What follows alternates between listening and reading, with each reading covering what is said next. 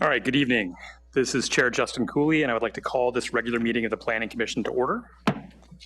Please join me in the Pledge of Allegiance. I pledge allegiance to the flag of the United States of America and to the republic for which it stands, one nation, under God, indivisible, with liberty and justice for all.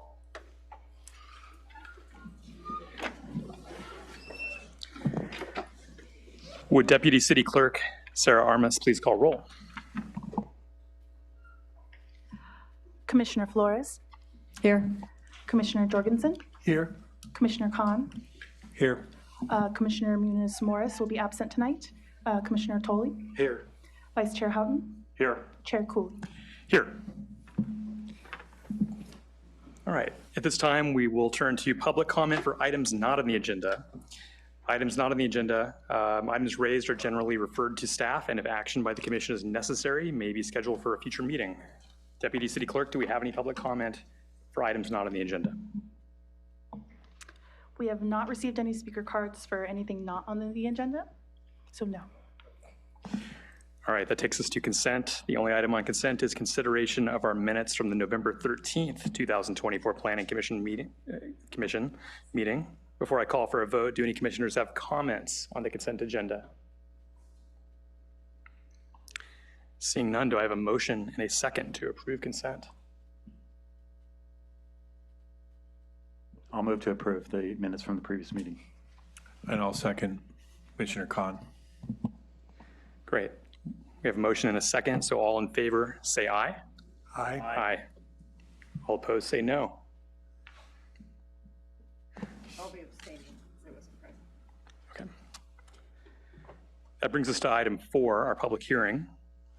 Any court challenge to the action taken on public hearing items on this agenda may be limited to considering only those issues raised at the public hearing or in written correspondence delivered to the City of San Luis Obispo at or prior to the public hearing. If you wish to speak, please give your name and address for the record. Please limit your comments to 3 minutes.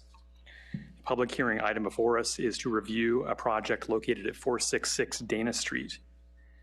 At this time, I'd like to ask each commissioner for their ex parte disclosures of contact with anyone who has provided information to commissioners not on the record, so that information may be used as part of their decision-making process.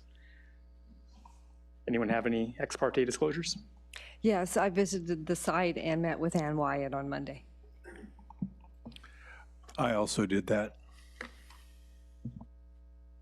And I'll just say I visited the site but didn't speak with anyone. Same here. Okay. All right, Wood Housing Coordinator Dave Meany, please present the report.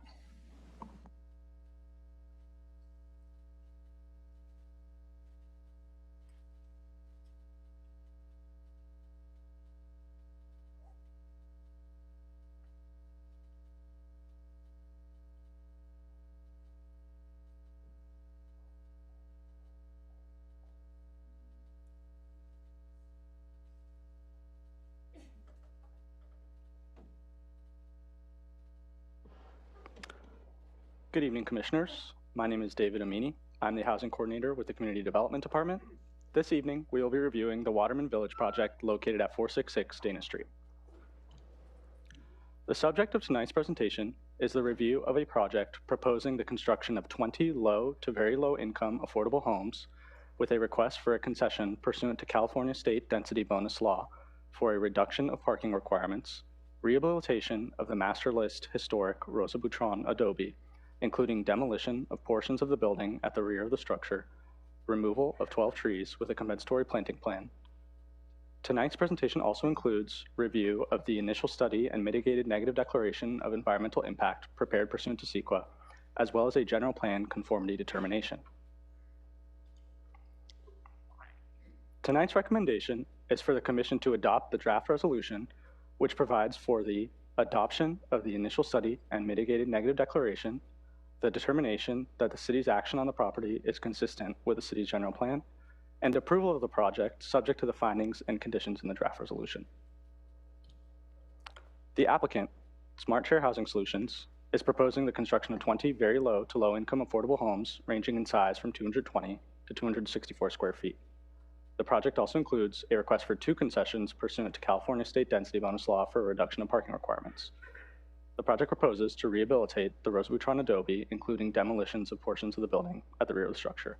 The project also includes removal of 12 trees with a compensatory planting plan, as well as the mitigated negative declaration of environmental impact pursuant to CEQA. The city of San Luis Obispo has owned the master list Rosa Butron adobe property since 1989 after acquiring the property as a life estate gift from Miss Mary Gail Black. Staff has received agenda correspondence regarding the language of the deed, specifically the subject of a park being incorporated into the agreement. It is important to note that the grant deed from Miss Mary Gail Black to the city makes the request that the adobe and trees be maintained by the city for park recreational purposes. This request is not included as one of the enforceable covenants of the grant deed. The proposed project honors this request by preserving the original adobe, as well as the park-like setting, and incorporating site elements that provide an opportunity for public engagement and interaction. The city provides basic maintenance and upkeep to the adobe and grounds, but the adobe is currently vacant and at risk of ongoing deterioration and threats to its long-term preservation. In March of 2020, at the direction of City Council, staff issued a request for interest seeking community partners to help the city rehabilitate and reuse the Rosa Butron adobe in accordance with the terms of the grant deed, as well as program guidance found in the conservation and open space element of the general plan. As a result of this process, in September 2021, Council approved an exclusive negotiating agreement with Smart Share Housing Solutions and the Peace Project that set forth a shared vision for the Waterman Peace Village. City Council further approved an amended and restated agreement in February of 2024 with Smart Share Housing Solutions only. The current project scope entails rehabilitation and reuse of the adobe structure with the construction of 20 low to very low income housing units on the site. The agreement requires SmartShare to achieve project environmental and planning approvals and demonstrate full project financing before the final lease is executed with the city, at which point the construction of the project can begin. The project has been presented before both the Cultural Heritage Committee and the Architectural Review Commission. The Cultural Heritage Committee found the project to be consistent with the city's historic preservation ordinance and made 4 recommendations to the Planning Commission. These recommendations are as follows. 1, evaluate the period of significance in the Historic Resources Report for the potential that the historic period of significance extends to 1989.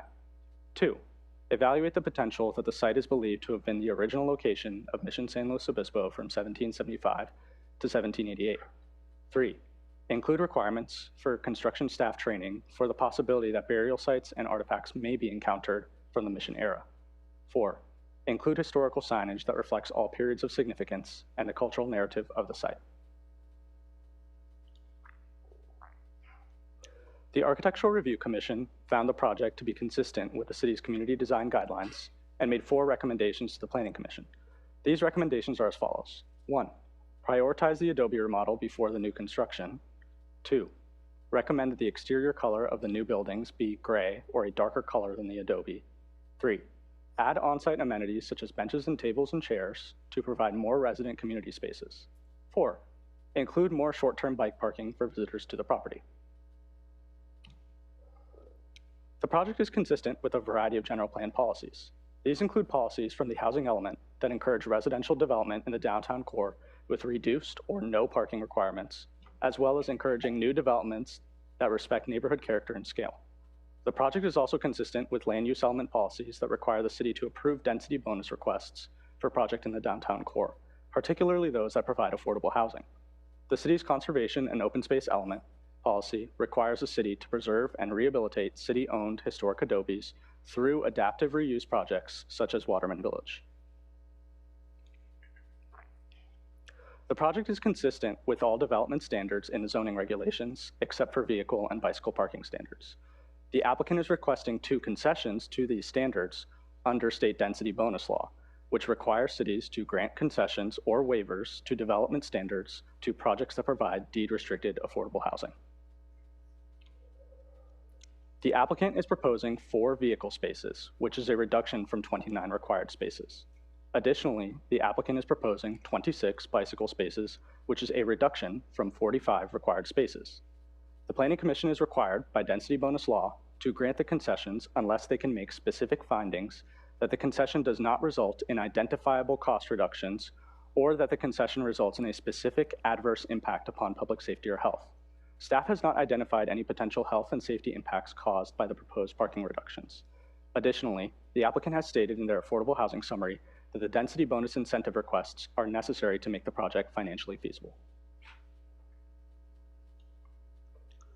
There are several different options for off-site parking close to the project. All street parking spaces on Dana Street are part of a residential permit district. Permits are required from 8 a.m. to 2 a.m. daily.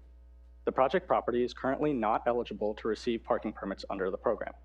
The applicant can choose to apply to join the permit district. This would require a resolution by City Council to add the property to the district. As the program is currently written, the property would be eligible for up to 2 permits per unit. I'd like to point out that this is a correction to the information that was presented in the staff report. The Downtown Monthly Permit Program provides for overnight parking at 10-hour meters or the 3 city parking garages. The program costs $45 per month.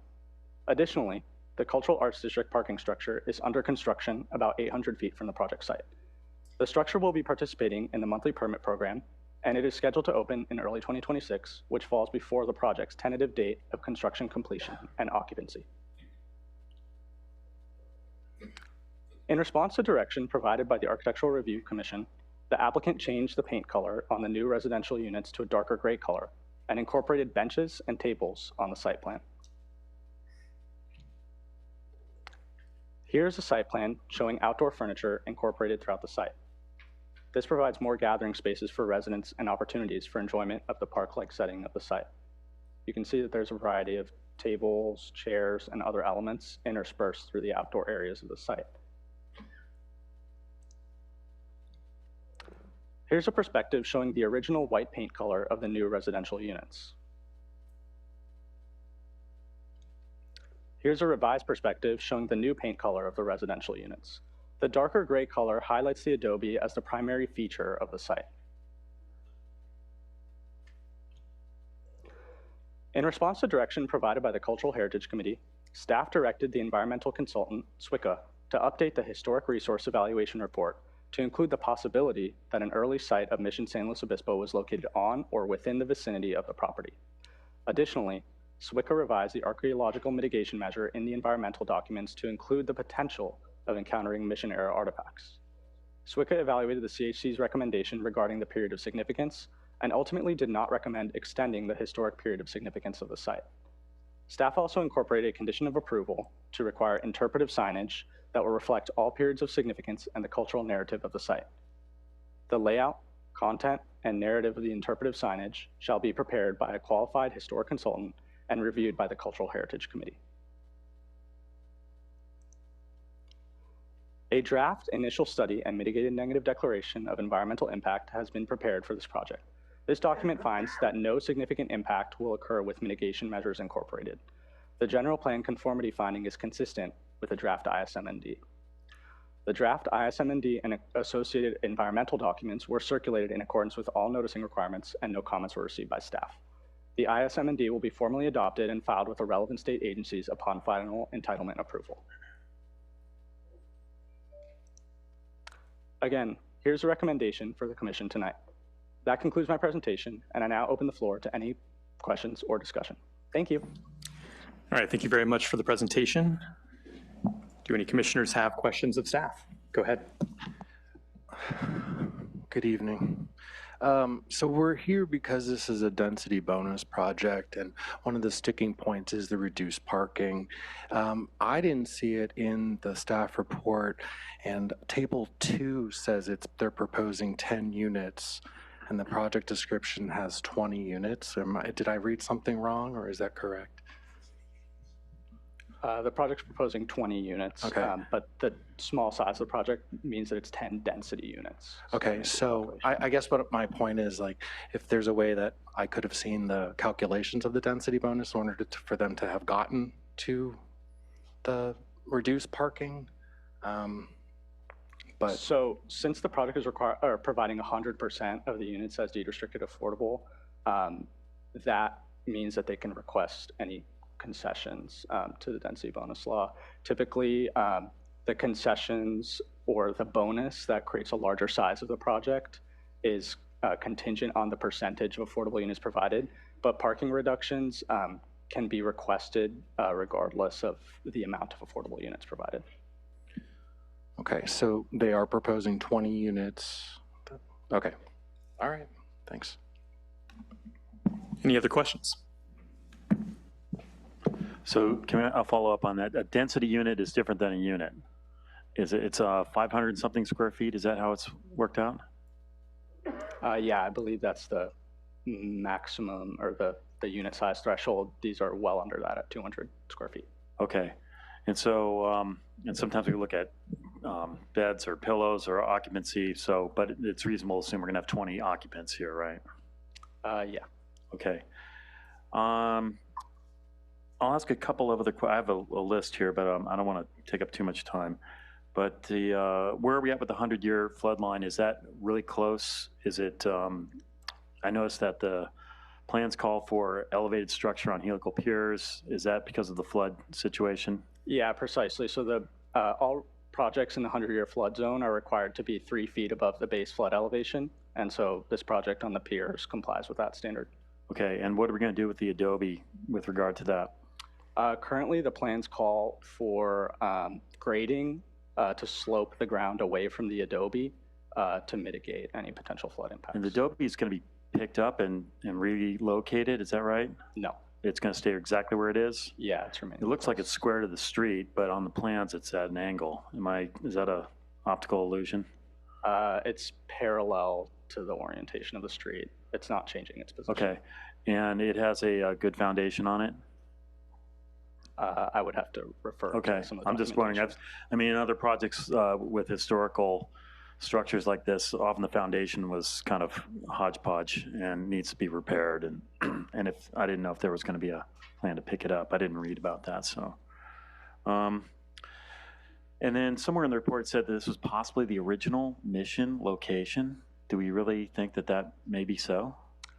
So some of the information that has been provided to the environmental consultant shows the possibility that the original location of the mission was somewhere on the site or close to where the cul-de-sac end of Dana Street is. That's where they posit that the cross for the original mission was erected. Wow. Okay. I mean, it kind of makes sense that they would put it near water because they need water, and then perhaps they moved it to higher ground after they had a event like we had a couple of years ago. So, and then during excavation, well, okay, so we're going to be looking for artifacts possibly, but the excavation's going to be helical piers. You go in with a rig and drill in. And so are we actually going to dig much? Some of these are technical questions. I don't know if I should hold off on that for the applicant perhaps, or whoever the contractor might be, but. I think you're correct in that the scope of work is limited to ground penetration, and that's intentional so as not to disturb the site. Part of the historic evaluations and the design of the project is to mitigate the impact and not have to dig in or disturb the site, and basically make the units so that they just have as little of an impact on the grounds as possible. It kind of seems like if there's possibly artifacts of historical significance that we might want to look for them before we drill in. I don't know, just a thought.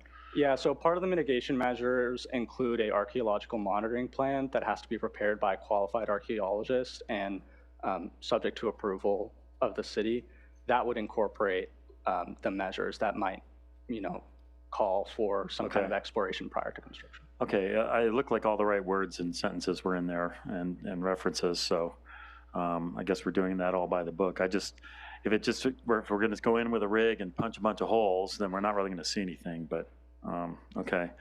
And then the adobe itself is in the middle. When you look at it right now, it's got like siding on it. It doesn't really look like an adobe. And then there's the attached structures. Those are going to be demoed. Is the adobe just the main rectangle in the middle? Yeah, so it's considered to be the main living room or sala, and then the two adjoining wings. That makes up the original core of the adobe. Okay, great. We'll talk about parking, I'm sure, and vehicles. And I'm just going to posit the question about this seems like a good situation to possibly have a shared vehicle that would be accessible or for use by the residents. And do we have a bus that goes down Napomo? Is that right? Yeah, I believe there's a bus stop on Napomo Street. Okay. I'll stop right there, but thank you. Any other questions for staff? Is the conditions of approval call for some sort of covered bike facility, lockers, or a storage room or something like that? But as I visited the site, and look at the plans, the site's pretty tight. Has anybody explored what they're going to do about that? The plans don't show anything. I'd refer that question to the applicant. Okay, thank you. David, could you explain a little bit more? The staff report said originally there'd be the possibility of 2 parking permits being issued to the site, and then you corrected that and said it's 2 per unit. Can you explain a little bit more about that process? And because I think that might be concerning to the residents if it's 2 per unit. Yeah, so City Council approved, I believe in July, the permit district, so it's fairly new program. And part of the resolution basically assigned all the different properties on Dana Street to be part of this district. Since at the time, and for the period that they're contemplating, this project will not be occupied, the subject property was not included in the district. And so if the applicant wishes to join the parking district, it would be required that the City Council would convene and change their resolution to include the property in the permit district. City Council had mentioned when they initially approved the permit district that they would revisit this district when the cultural arts permit or parking structure is complete in 2 years and reevaluate the needs of the neighborhood. So it would require the applicant to go through a process to join the district. I'm also concerned, as Commissioner Houghton was, about the original adobe being damaged or the improvements they're making to it being damaged in future floods. Of course, it has survived a long time, but there's been damage.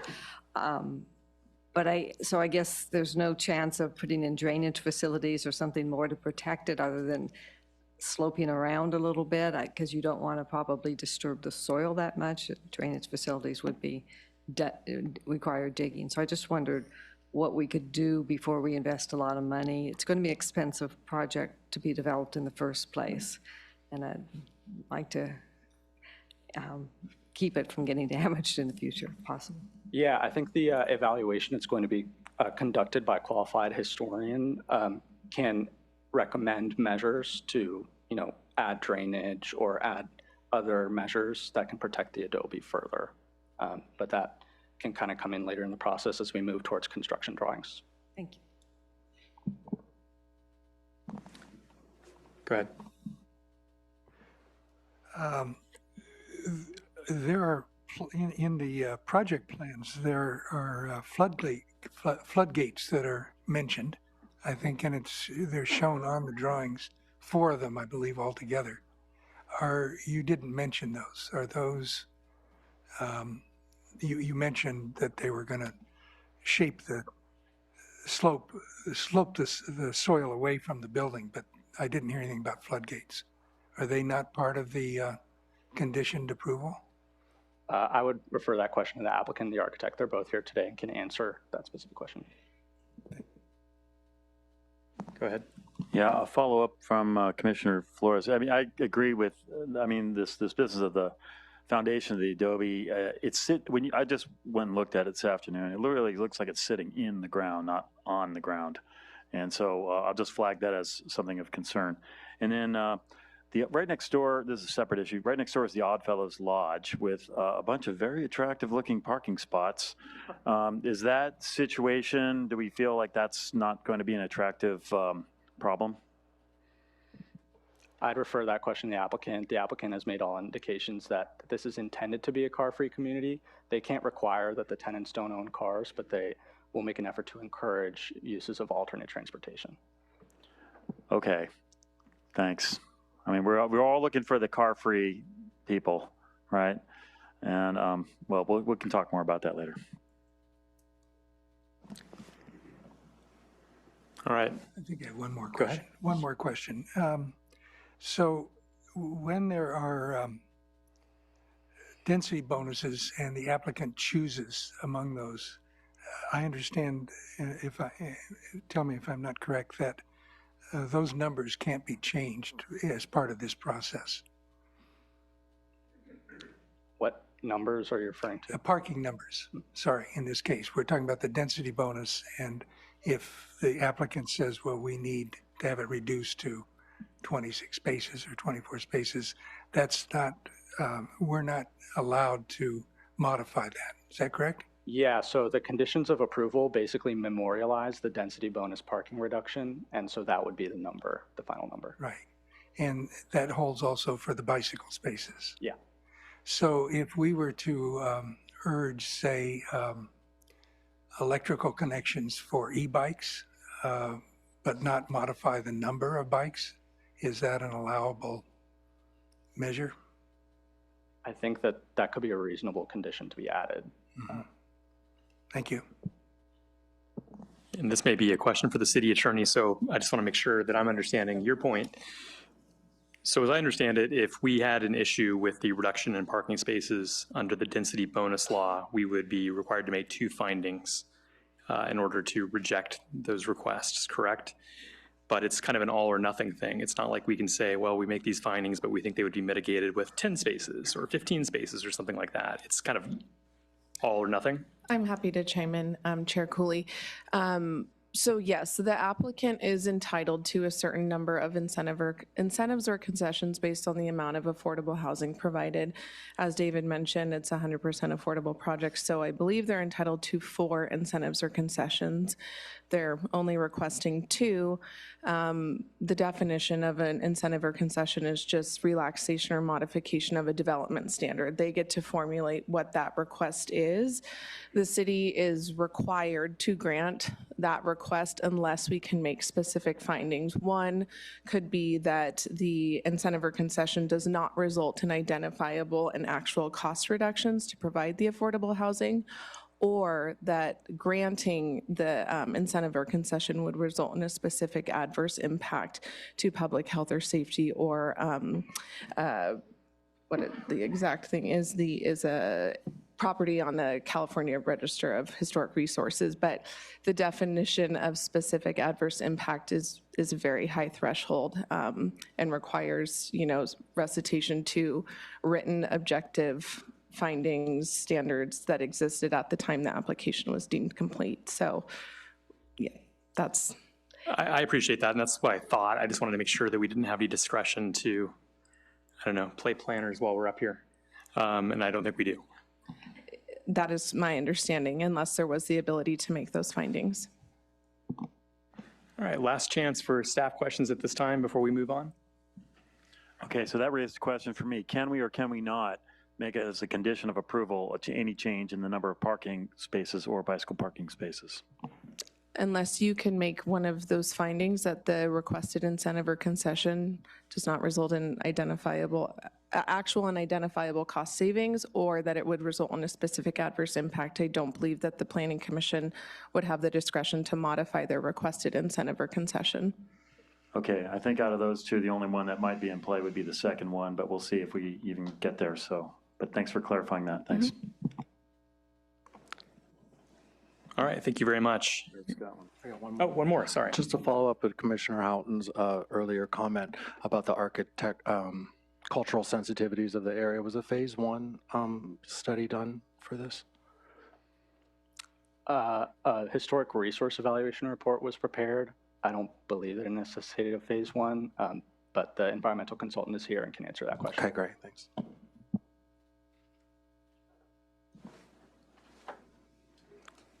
Giving one last look to my left and my right, not seeing any more. Okay, thank you very much. At this time, the applicants are allowed 10 minutes to make a presentation, and our city clerks have reminded me that they may reserve any time for the end if they prefer to do that as well.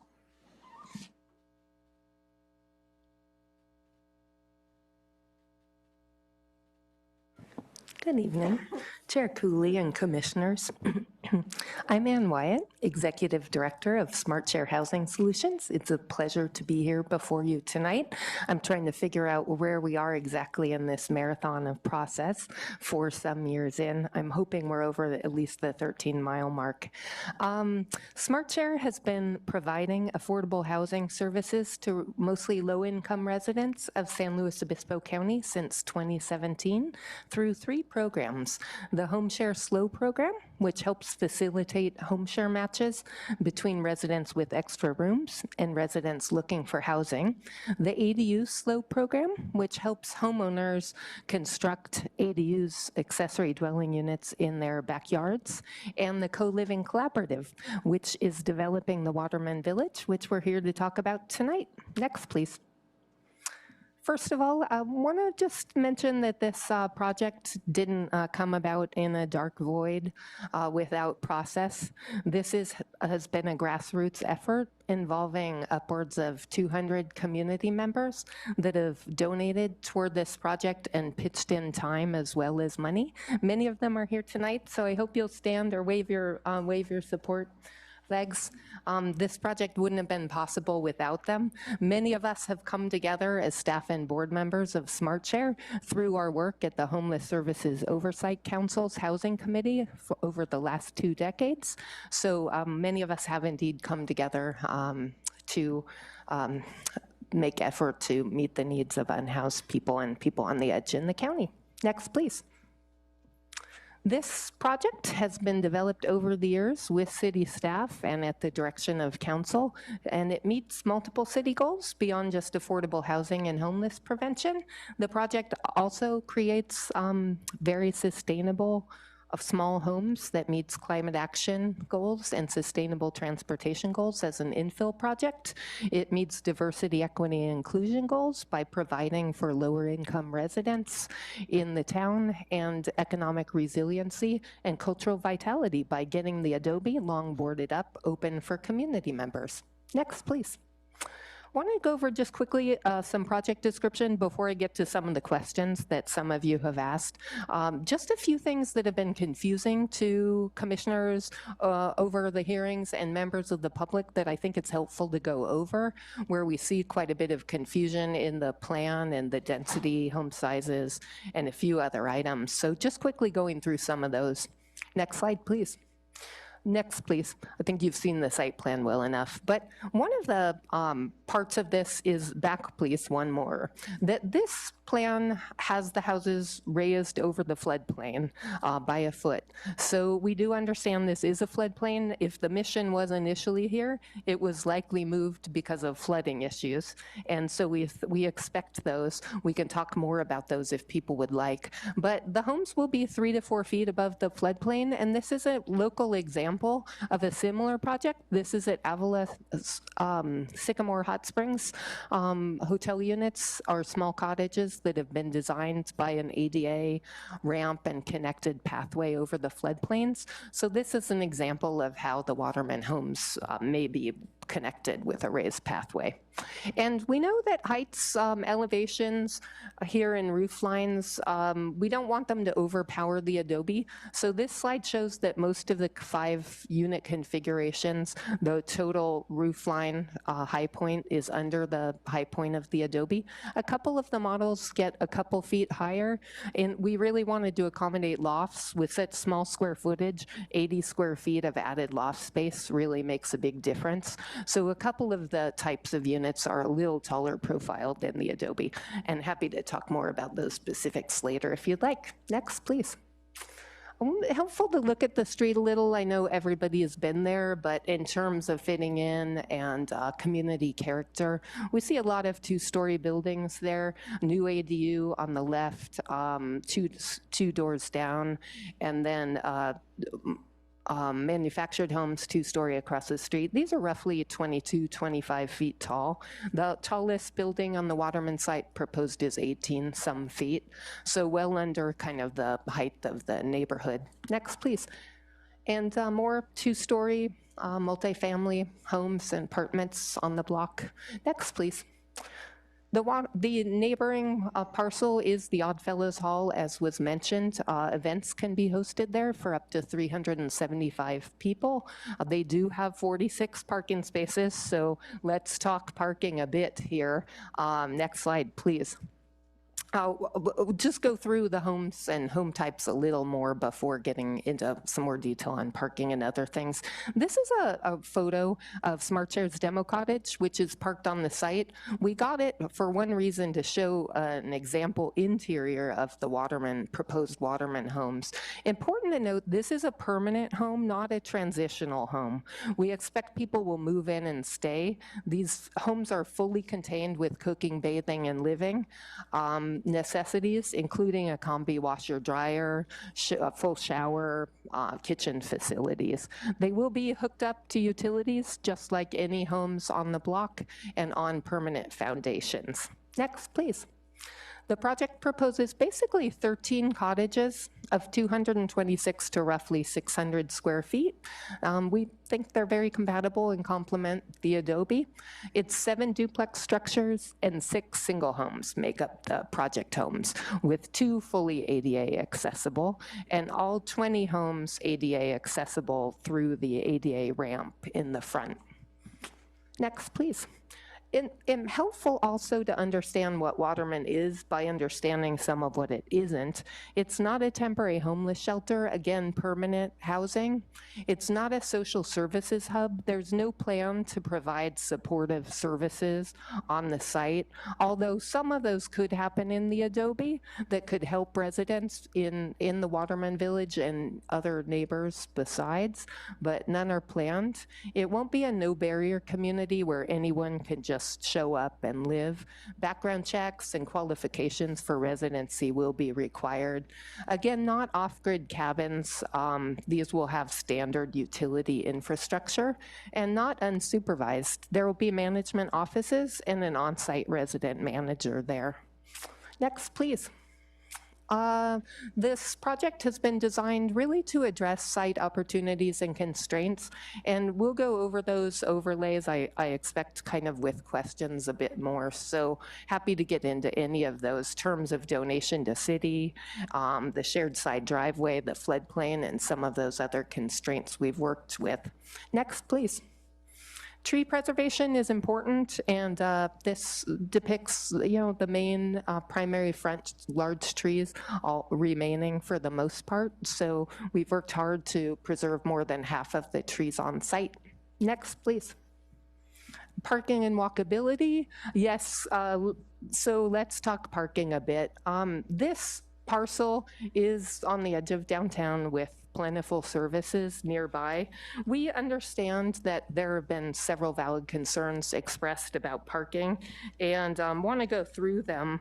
That as far as, first of all, demand in a car-free project, indeed, Commissioner Houghton, we don't expect that every resident will be car-free. We understand that working people need cars to get around, and that's a reality. We will preference car-free living to the degree we can under affordable housing and fair housing rules. But we expect probably half of our 20-ish residents to have cars, so that may be 10 cars. A few could park on the on-site parking. If we could acquire 2 street parking spaces, that might accommodate 5 cars. So we would guess roughly 5 other cars to accommodate that could be in the garage for a $45 a month fee or other options. Neighbors have pointed out that an equity issue with parking, but indeed that no one else on the block has deed-restricted 100% affordable housing. So when a neighbor suggests that it's not fair because he didn't get a parking concession, I would say he would have an equitable option to get a parking concession if he offered his property as 100% affordable, deed-restricted, more or less in perpetuity. So that equitability is built into the system, and it's not apples to apples there. There is a lot of option for parking. The street is highly underutilized. Our parking study shows that Dana Street is one of the most underutilized areas in downtown. Often I go at night and I don't see a single car parked on the street. So I would ask you, is that the best way to utilize public street property? That's something for you to consider in the future. And I think we'll just flip to a couple more slides because I'm out of time. Photos of the state as is, and the rendering of how we would imagine the adobe to be used. And with that, I would like to thank you for your approval tonight. And I'm here if there are more questions to discuss on some of these other items. All right, thank you very much. And I suspect there will be questions. Would anyone like to go first? Questions of the applicant? I can wait till after public comment. Go ahead. These are going to be all electric units, is that right? That's correct, And all there's- electric, There's an existing gas line that's going to be capped and abandoned. correct. Okay, so they'll be heated and cooled with heat pumps, presumably, or what, I don't know if you want to get into that, but all Yep. electric. Happy to. All electric heat pump technology. We will have heat pump mini split, ACN heaters, heat pump combi washer dryers, and most likely heat pump water heaters. There's some still decisions to be made on water heaters because the heat pump water heaters make a bit of noise. And with these very small homes, it's a little hard to get that noise away from heads in beds. So Yeah. we need to work that on that a little. They're not made with such small homes in mind. Yeah, they're hard to put inside a small place like that. That's so- right. The amount of space they require in teeny tiny homes, and even if they're outside, that level of noise is going to be a little tricky always near someone's bed. With the splits, yeah. That's right. PG&E meters for each unit? Those are in the requirements that they be metered, yes. Do we have requirements for this new construction to include solar and/or storage or pre-wiring? Yep, solar, there's no requirement for storage. Storage would be something we would love to do here, but in this floodplain, it has to be out of the floodplain, so we got to build a pad pretty darn high. Because we've got visual impacts from the street side, we don't want to build a high pad with batteries in the front. The back is the lower side, so we have to build a pad higher. Yeah. So I think it's going to be a tricky one to put in storage, but we will have some sun exposure along the backside, and so we will want to put in some solar where it makes sense. With all the trees, it's a little spotty. Some areas won't make sense, others will. Was there any thought to centralizing the electrical and having one meter and having it included somehow? And also, are these rental units or purchased? Rental units, and I'm really glad you bring that up. Thank you very much. We would like to have 1 meter. So if the commission would be willing, we would like to have 1 meter and put in informal sub-metering. I didn't want to bring it up with staff in the commission, in the conditions, because we've got a lot of things and I want an approval tonight. But we would love to have 1 meter and sub-meter and bill in-house, or to have that option if we could. So that would be something we'd love to have a condition change to That allow would- more flexibility there. That would simplify and probably reduce cost, and also might allow more things like storage, and the solar would work better as well. Thank you for Sub-metering- bringing that up. So Sub-metering gets complicated because you have to, you become kind of a utility, but you could also just make it a flat. Is there going to be a common area monthly expense for maintenance and so on? no, as rentals, we don't expect any HOA type expense here. We expect flat rents, affordable rents at the low and very low affordable levels. Okay. So I can't answer you exactly how we can handle utilities. Utilities have to fit within the affordable totals. Cheryl's probably, Commissioner Flores is probably better positioned to answer some of those questions.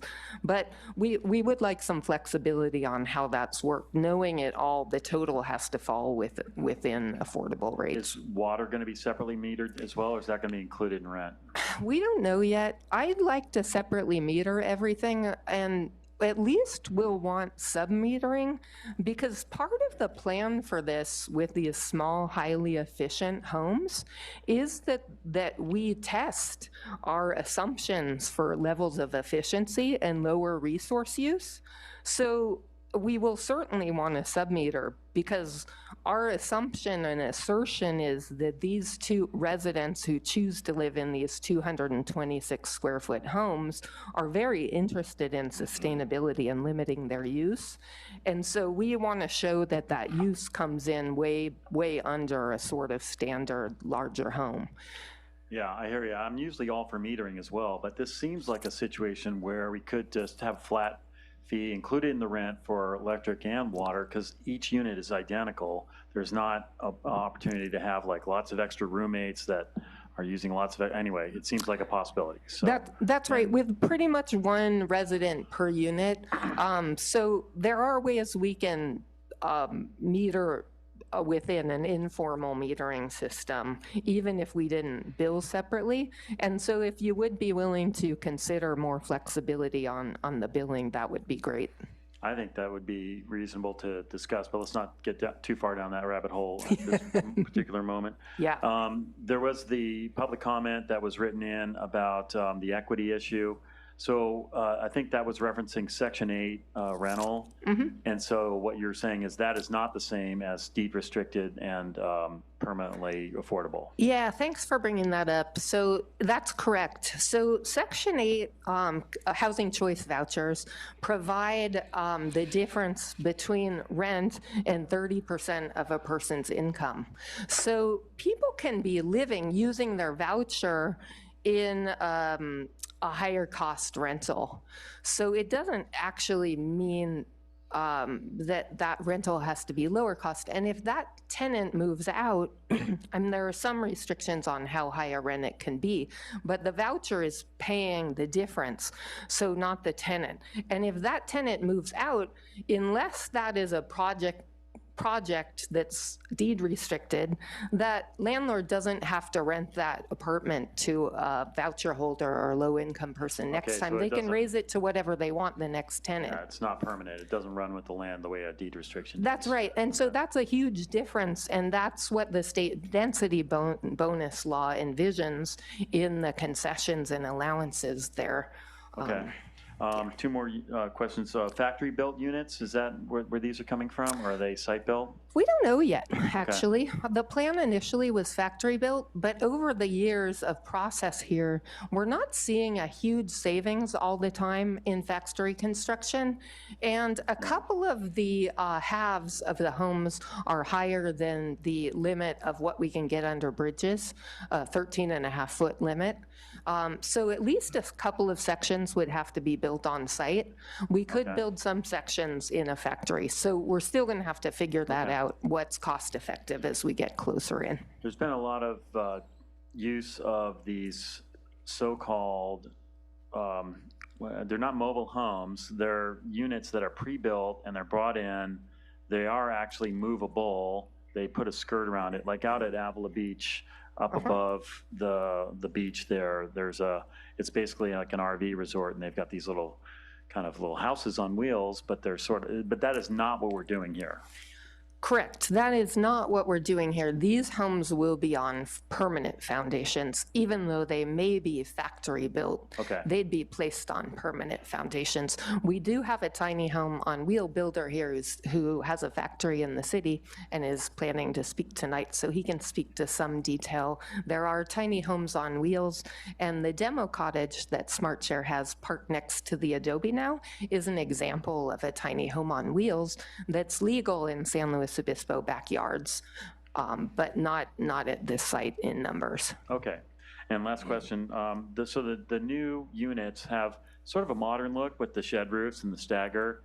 Is that intentional, that it would not it would look different than the Adobe just in its placement and time? Thanks for asking about that. David, maybe you can flip the slide a couple back to the condition of the back of the Adobe. The photos of the mattress behind the Adobe that's been floating around for a few years and is now horizontal with someone probably sleeping on it. It's just 2 or 3 slides back there. Yeah, so you can see on the slide on the far right, what we see in this Adobe is so many older structures we all know and love and hate. There are sheds built, I call them very technically, sheds on sheds on sheds. And this was actually operated as a boarding house, I mean a rooming house. Ms. Black had several residents here at some point, and there were several apartments added to the back of the original home, and sections added on and added on. And so we wanted to honor kind of the look of this sort of shed roof style with with the look of our homes. Some of this dilapidated back stuff is in horrible shape, so we'll be tearing it down, but the structures that will come will honor that same roof line. And we didn't want them to be kind of a standard, mobile home roof, not too steep pitched roof, so we wanted something different and a little neater here. Well, that's interesting to see. And if you look at, there's modern houses that are dropping in and modern construction dropping in around San Luis Obispo. Clearly a different look, but I hadn't realized till just now that it kind of echoes a historical look as well. So thanks for explaining that. Yep. That's it for me. I saw Commissioner Jorgensen was ready to go. Sure. I had three different questions. Maybe back to electricity. What's your sense about the feasibility of electric bike charging? Maybe the sheds look very small. I could see sheds on the site plan. Yep, thanks. Next to the path. Yeah, it looked like I saw, when I tried to count, it looked like 19 little places to hold a bike. Whether that's strong enough for an e-bike is another question. But what's your sense of that? Yeah, our architect Dana Hunter from Hunter Smith is here. I'm sure she can answer you the exact number of bike parking, long-term bike parking versus short-term bike parking. But it's something like 20 long-term spaces covered behind the Adobe. Maybe David could pull that up on the site plan so everybody can see it. That'll probably help one of those site plans in his or mine. It is anticipated then in the direct behind the Adobe and in front toward the Dana Street side of the homes in the back would be a covered bike storage area and trash enclosure area. A neighbor asked us to move the trash to kind of an middle of the site away from his property. And so you can see as you look behind the Adobe, the kind of green area is covered bike parking and trash area there straight across. So that's roughly 20 spaces covered, lit, enclosed, lockable, and with bike chargers planned. We do expect several people will have e-bikes. When I met Commissioner Flores on site, three of four came in on our e-bikes. And so we know there's a high chance of use there. So all of those covered long-term spaces would have e-bike connections, outlets to hook in. The front spaces, the more kind of temporary spaces in the front, wouldn't have either covers or bike chargers. So yes, definitely. I want to mention too, by way of bikes, it's ironic as a cyclist myself that we have to ask for a concession on bike parking when we're looking at a car-free kind of mobile community. But we expect single people in these houses, for the most part, 20 residents. And so the bike parking standards are considering or assuming several people per home. So while we're looking at less parking than the requirements, because the homes are very small and will mostly be one person rather than the standard assumption of 2 point something, we're really not imagining there would be less parking per person than a general standard. Thank you.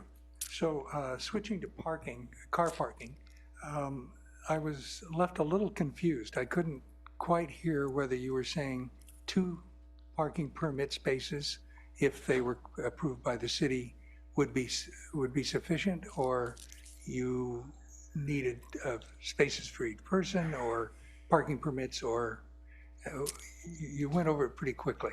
Yeah, I only had 10 minutes, so there's a lot of stuff here. It's a new type of project, and there's some confusion. Thank you. Yes. So I think part of the confusion is my own. So that there's no real sort of just simple answer. We have envisioned this project from the start as a sustainable car-free living project that we would preference people who wanted to live in town, in tiny houses, sort of simply and sustainably. So that's our expectation, and we know that there's a correlation between people who will want to live in these 220 square foot homes and people who want to live simply without cars, and a correlation between lower income people more often being car free. That said, it's not realistic to expect none of the residents are going to have a car. So it's not in the interest of us as a developer to provide for cars. It's actually in SmartShare's interest not to. We don't want to make parking easy. As an urban planner, I read studies all the time on induced demand, and those of you as planners know, the more easy we make parking, the more often we have cars. I have a car I get into every couple weeks, and I can park it for free. If I had to pay for parking or that was a little harder, I might not even have the car. So the easier we make it, the more people will have cars. So we actually don't want to make it too easy. Our initial plan was to not even request 2 street parking spaces, to just provide the minimal spaces on site, mostly for the office use and coming and going and a potential car share. And let residents who needed to have cars fend for themselves, as it were, and pay the $45 lot fee. We don't think that's unrealistic at 800 feet away and $45 a month. We think that's a real reasonable option for car owners, and the lot's not likely to be full at night. So there's really not a likely conflict there or problem. We think that's readily solved, and that lot's on floor 3 as of when I went by there 2 days ago. So it's much likely to be finished way before this project. As far as street parking too, again, I go by there in the evening and there's sometimes not a single car on Dana Street. And so if our residents did want to park on this street, I don't see how we would be hurting neighbors by asking for a few street parking spaces. So did you actually ask for 2 street parking spaces in this application? I didn't Nope, see that. this application doesn't include any. Okay, I think it's a little confusing because the parking district now doesn't allow new developments Right. to get any spaces. So to get even 2, It we takes a would have to go process. through Got some it. I process got with that part. council. Good. Let me quickly run to the last question. Floodgates, are you installing floodgates? Yep. Is it sense- Yep, Dana has see them. designed floodgates on all of the doors, Yeah. the in front doors and the rear. Good. Thank you. Yep. Hi, Ann. Hi, Eric. Quick question. Throw about them the- at me. Easy one. Quick question about the trees. Okay, so we have 12 trees that are to be removed. How many of those, and maybe this is a question for staff or the environmentalist here, how many are those to be required to be replaced? All of them will have to be replaced. Okay. So we hope we could put a few on site, Okay. but off site then at a 2-to-1. So if they're not on site, is there already a plan in place for where these replacement trees are going? I can answer that. So part of the conditions is for a formal compensatory planting plan to be provided to the satisfaction of the arborist. And so we'll work together to develop a strategy for off-site replanting. Okay, thanks. Any questions down at this side of the dais? All right. Last chance at this phase of the hearing. All right, thank you very much. Thank you. At this time, we are ready to move on to public comment. Deputy City Clerk, do we have any public comment requests for this item? We do. We have 16 speaker slips that have been turned in. So the first speaker I'd like to call to the podium would be Dana Hunter.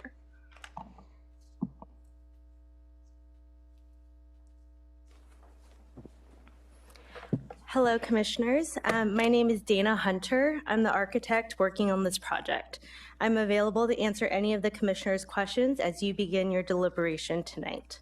The project you are reviewing is the result of an extensive process to reconcile various guidelines and requirements to arrive to a compliant project that meets SmartShare Housing's goals.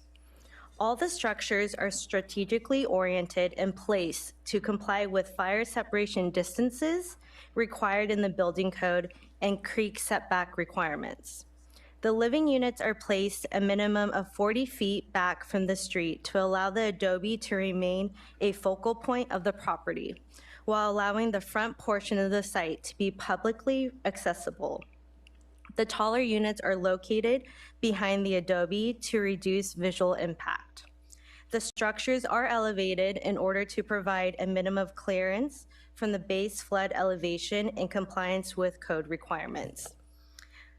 Drainage improvements will be required and necessary to protect the adobe, and drainage away from the structure will be engineered by a licensed civil engineer. Floodgates will be applied to the adobe as it will be necessary to protect it. 20 long-term bike storage will be located at the rear of the adobe, as well as 6 short-term parking. Thank you so much. All right, thank you very much. Chair Cooley, we have a request. We have 2 members of the public who have a small child in attendance that they need to move along. We don't normally change the order of our speaker slips from what they're turned in. Would you like to entertain that we allow these 2 to speak? That seems reasonable to me. I mean, we're going to make sure that everyone gets heard tonight, and if no pitchforks come out, I think we can let the people, small kids, go first. Thank you. So the next 2 speakers then would be Pat Duchesne and Ryan Duchesne.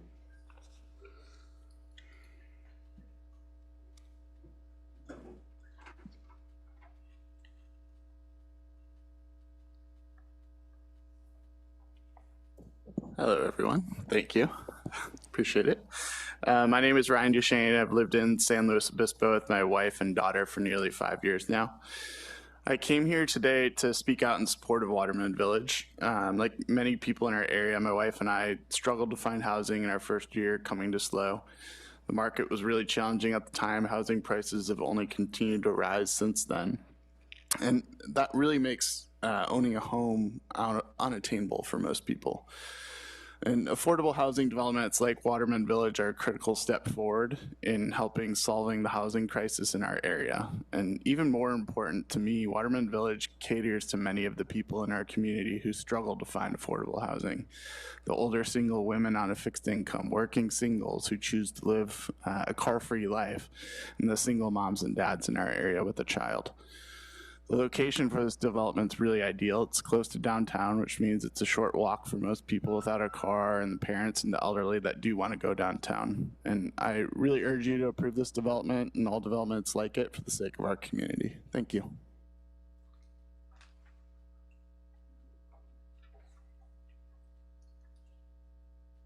Please don't judge the iPad usage. Hi, I'm Pat Duchesne.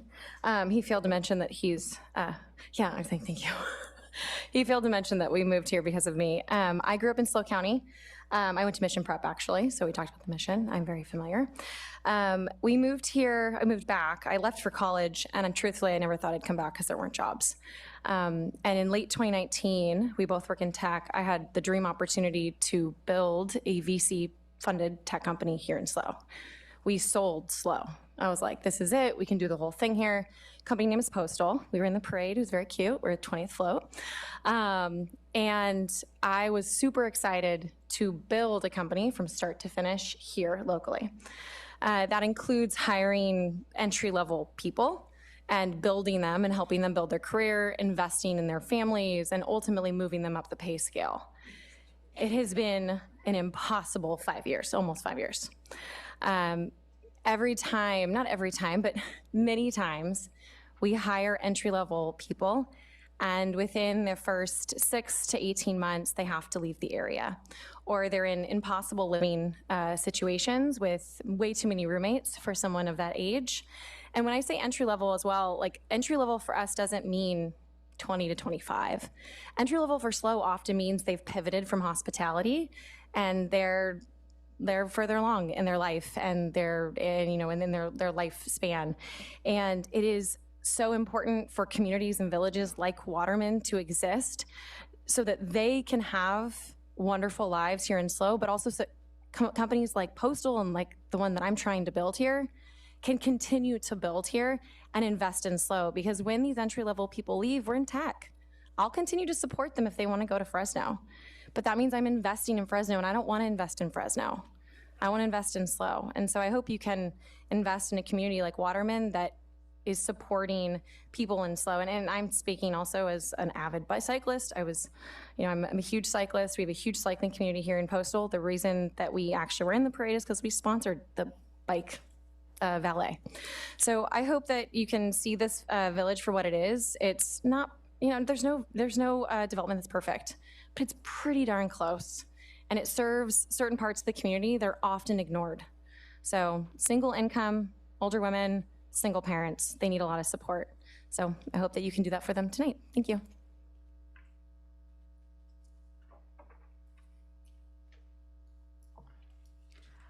So in the interest of efficiency, I'll be calling the speakers in groups of 3.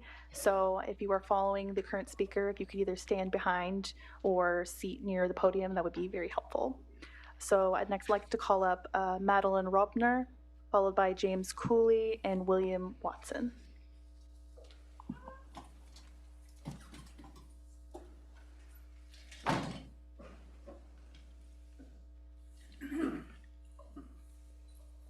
Okay, hi, I'm Madeline Robner.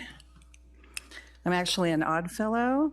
I'm the District Deputy of District 57, Choro Lodge 168. Number one, we cannot allow parking on our property because of insurance. We do have events, we do things, we have tenants, so we can't offer parking to anybody else.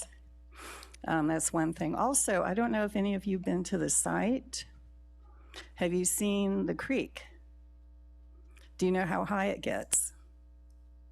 Because I sent in a photograph where the water is up to our parking lot. It comes up and it's being eroded. It is a floodplain. So my concerns were the history.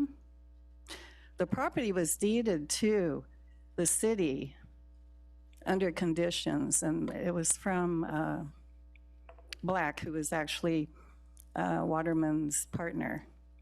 And I think you got some letters from Sally Waterman. It's just to preserve what was meant to be preserved. It was meant to be a park. The mayor signed it, the city council signed it back, I don't know if it was 89 or 97, but it was 89. It was meant to be a park, and it's older than the adobe, it's older than the Dalliday. My mother was the historical, actually she was the, in the old mission, she was the curator for about 18 years. I was born here, so I grew up on the history. Yes, that is the oldest adobe. It does go back to the 1700s. And there's an 88-page history document that you could read about that adobe. Even Joaquin Murrieta was there. So you have a lot of things working against this project. I'm not saying it's a bad idea. I just think it's a bad idea to have it in that location. You know, you've got to, basically you need to go back and fix the adobe. The city agreed to that. It's meant to be like the Dalliday. If that place was a garden and the Odd Fellows, we could have it as reception. It would be beautiful for weddings. It's right downtown. It would be an open park. You know, that makes more sense for the use of that particular project. When that creek runs hard, it's dangerous. And it's coming up, you know, more and more, and that it's just eroding away. So it's just, you have a lot of things going against it. You've got the creek, you got the trees, you got the original intent. It's just, it's a bad place for the project, that's all. If you could move it somewhere else, that would be great. Good project, bad place. Thank you.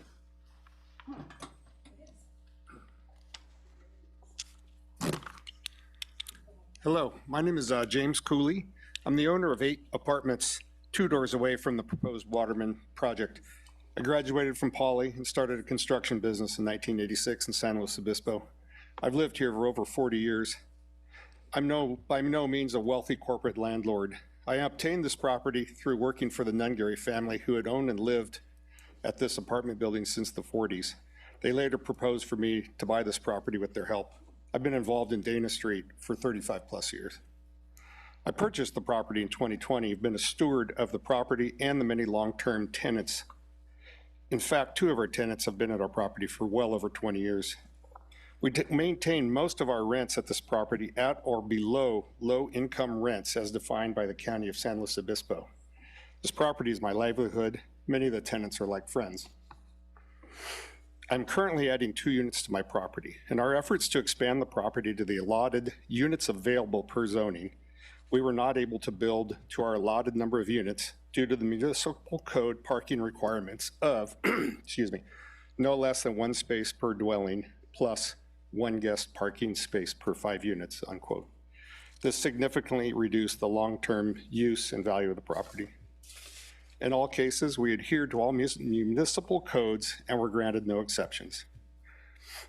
Our issue with the proposed Waterman Village low-income housing project is that they are asking the city to approve a development where only 4 of the required 29 on-site parking spaces are being proposed.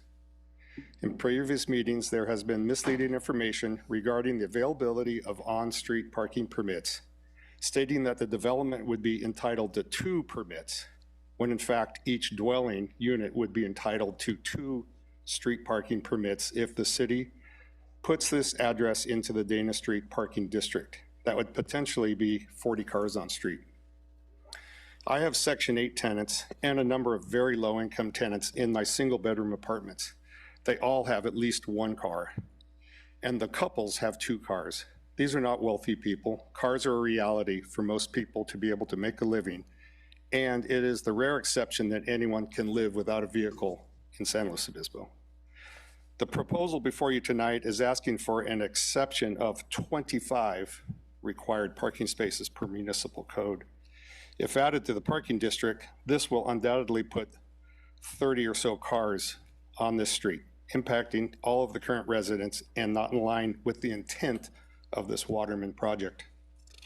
Therefore, I would like to ask on behalf of my tenants and our neighbors that the city, if you do approve the proposed project, please do not allow or significantly limit the number of street parking permits available for this development. This would be directly in line with the intention of the project and the previous presentations regarding Waterman Village, stating that this development is targeted to residents who do not have cars. I'm not anti-development, but I am opposed to major concessions that would significantly impact an established residential community in such a negative way, and this issue can be resolved by declining on-street parking for this development, which is exactly in line with the developer's proposals. I'm sorry, sir, we actually need you to wrap this up if you can. What's that? You're reached the end of your 3 minutes.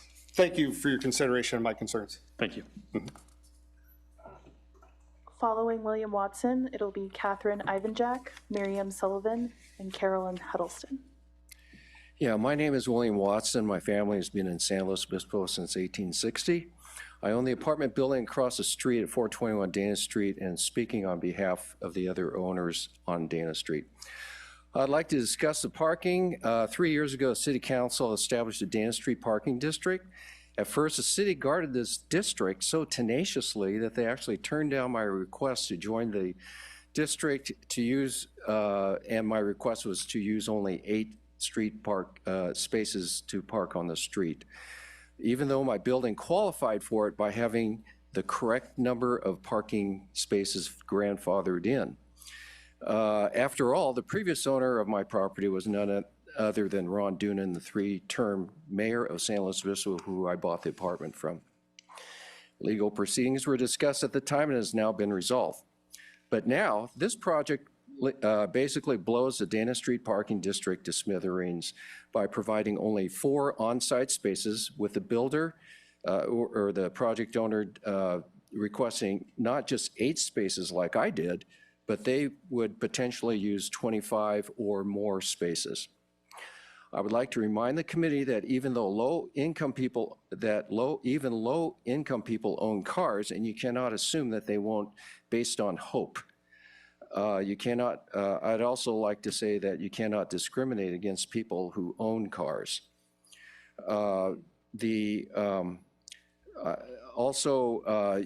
we all know that it is a long walking distance from this project to grocery stores, and you do need a car. In addition, the project is neglecting the fact that the parking, the new parking structure is $60 a month, not $45, is what they told me. And you cannot leave your car parked in the structure for more than 72 hours. Obviously, this project needs more on-site parking in order to preserve the Dana Street Parking District and the rights of the other Dana Street owners. As a committee, I encourage you to recommend more on-site parking be required, at least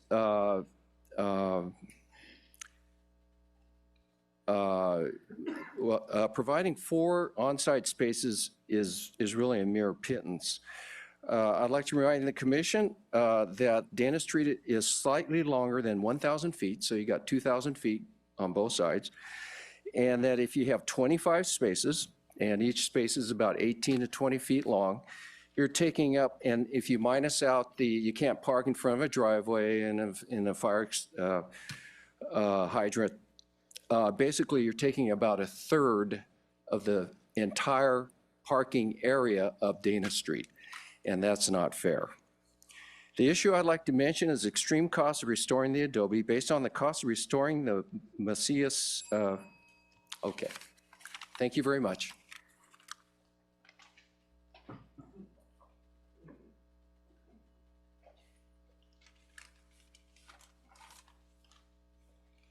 Hello, my name's Catherine Ivanjak, and I'm an intern at SmartShare, as well as a city and regional planning student at Cal Poly. And I'd like to use my time to show a video we submitted that shows the types of people who could be living in Waterman Village, please. Thank you.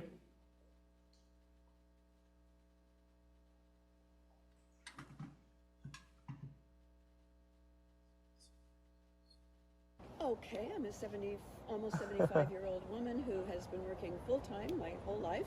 From the time I was 16, I find myself at retirement age, well beyond retirement age, with no ability to survive without working full-time. I can afford to buy a tiny house or a small mobile home, but I can't afford the mortgage and the lot rent. I am a teacher at the local community college, at Weston College, and my position there is part-time.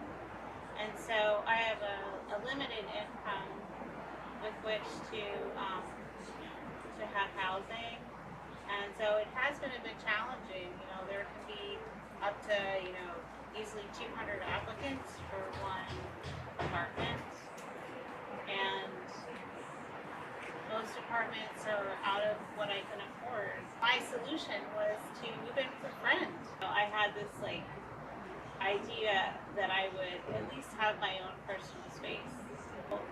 My income will equal the cost of living, so that I'll be able to have a little studio of my own and be able to pay my medical bills and survive. I work more than full time. I work at least 60 hours a week as a caregiver. I have a couple of jobs, they don't let you get overtime, so it won't be possible, the math will not work out. I'm very good about budgeting my money, and I do pet and house sitting, and all of that money that I earn is in an account I'm saving for a tiny home. And I've been doing this now for over 10 years. More people are living alone, and I don't need a large space, but I still want a little space of my own, and those are few and far between in the structures that are in existence. I had an apartment on site, a one-bedroom. My daughter was sleeping in the living room on a day bed, and after my husband passed away and my daughter moved out, I wasn't even using that bedroom.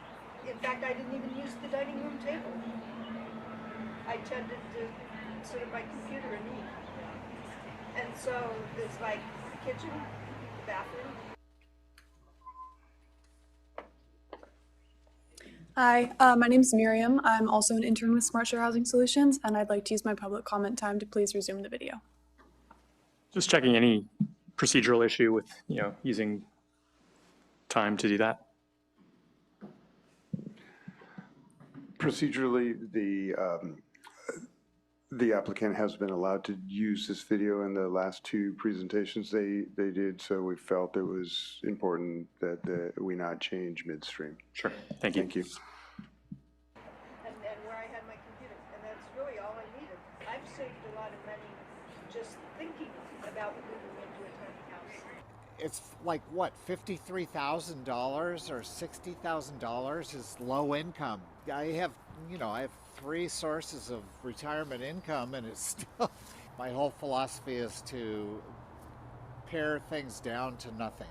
And so I love the idea of a tiny home or a tiny space that then it kind of keeps me Maria Kondo'd. In reality, I can't really afford to live here. I do live on a fixed income that it isn't growing, it's not really going anywhere. Thank you all for watching and your time. Well, I guess we can keep playing the video.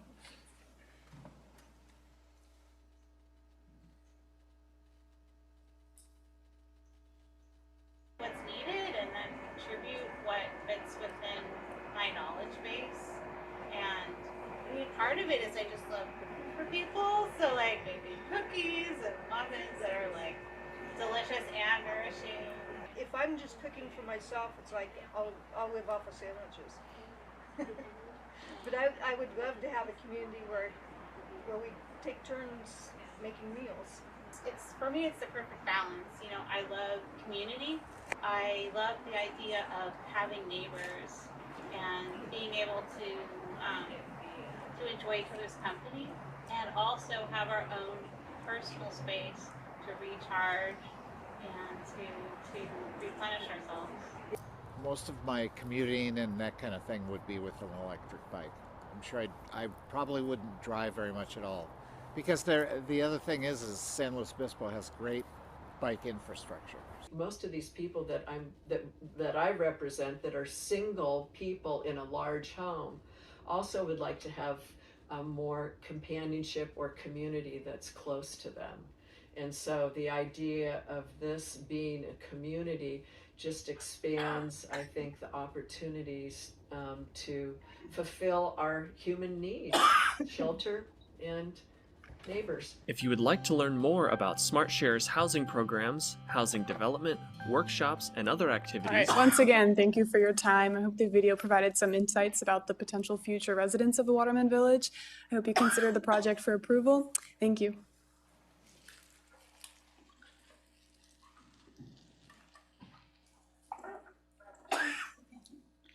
Carolyn Huddleston. Did you want to read also the next couple of people too, just so they can be ready to go? Yeah, so after Carolyn Huddleston, it'll be Susan Stewart, followed by Steve Barish, then Leah Brooks. Hello, I'm Carolyn Huddleston. I live in North County, and I really am very car dependent where I live right now, but I'm retired and I'm living on a fixed income. And I would love to be able to get rid of my car. I would like to live in the downtown area where I could walk downtown, I could take the bus, and not have to worry about spending the money to buy a car and maintain a car, which is really expensive. I also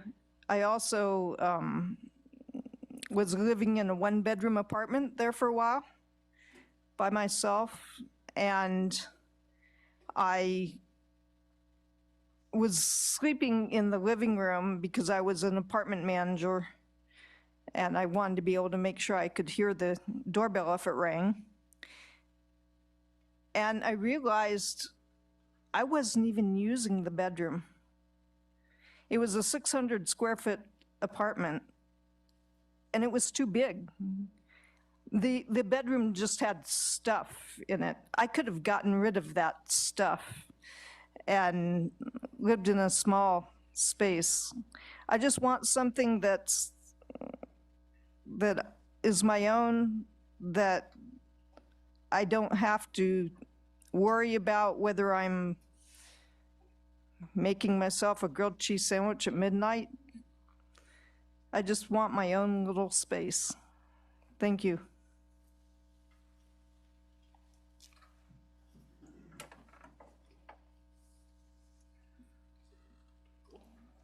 Good evening, SLO City Planning Commissioners. I'm Susan Stewart, and I live in San Luis Obispo. I'm 75 years old, and I've lived here since 1961 when I came here at age 12. I hold a bachelor's degree and a master's degree and have worked full-time since I was 17 years old. I'm still working full-time because I cannot afford to live here on my Social Security, even if I work a part-time job as well. As you know, in this county, salaries are not commensurate with the cost of housing, so I had to take my Social Security a little earlier than I wanted to, so I could add that to my salary and therefore afford my own apartment. It takes every cent I earn to live in my own place with no way to put aside money for retirement. During the recession, many companies, including the one that I work for, stopped offering 401ks. So I find myself well into my final years with no way to stay in the town I love. The town I grew up in, went to school in, work in, and have written countless articles for 30 years for a local magazine once I stopped working. I have to believe I'm not the only one. We must number in the hundreds, if not the thousands. We have all been searching for ways to survive here for many years now. I love the Smart Share Waterman Village mission statement: safe, secure, permanent housing and affordable housing in a sustainable cottage cluster. Who could possibly object to that? Waterman Village offers one small inroad toward helping to solve the critical ongoing housing crisis here. I know I'm not the only one in offering my wholehearted support for this project and many more like it. Thank you.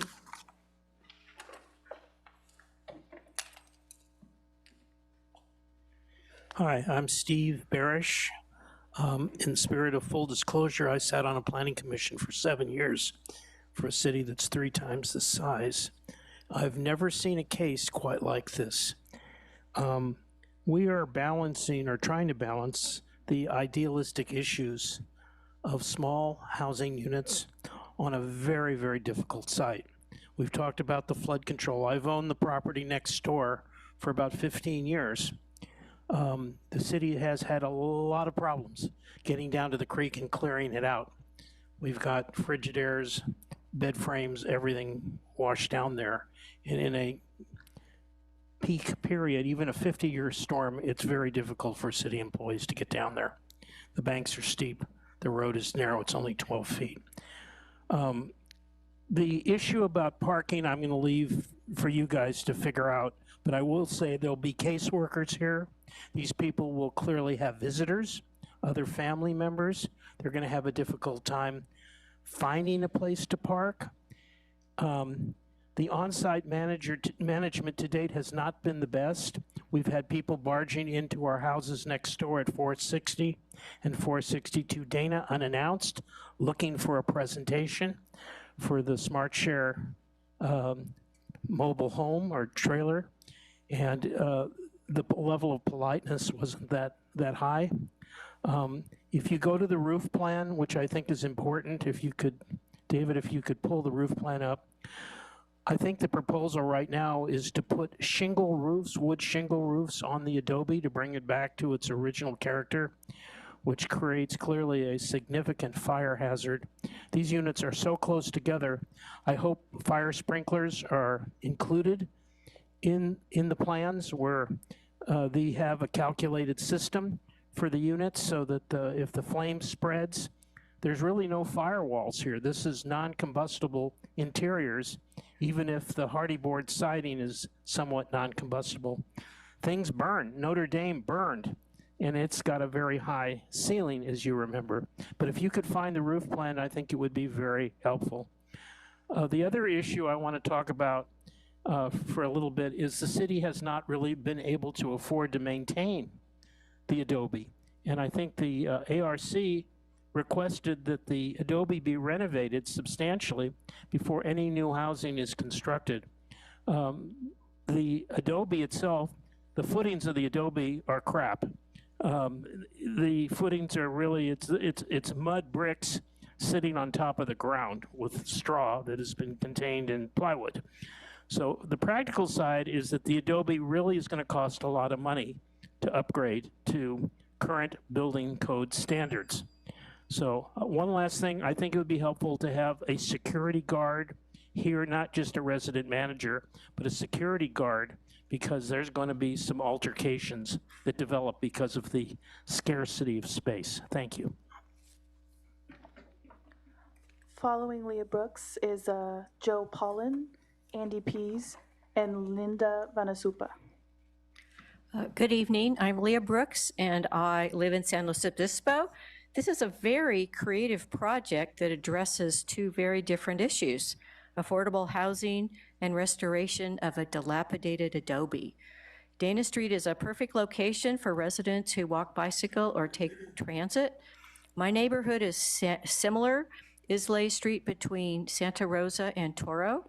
There are apartment complexes for low-income folks. There are houses dating back to the late 1890s. There are lots of ADUs. My ADU, as far as I can determine, was built in the 1930s. It's a great neighborhood like Dana Street is. It's close to downtown. It's easy to get around by bikerfoot. Please support the staff report. Thanks.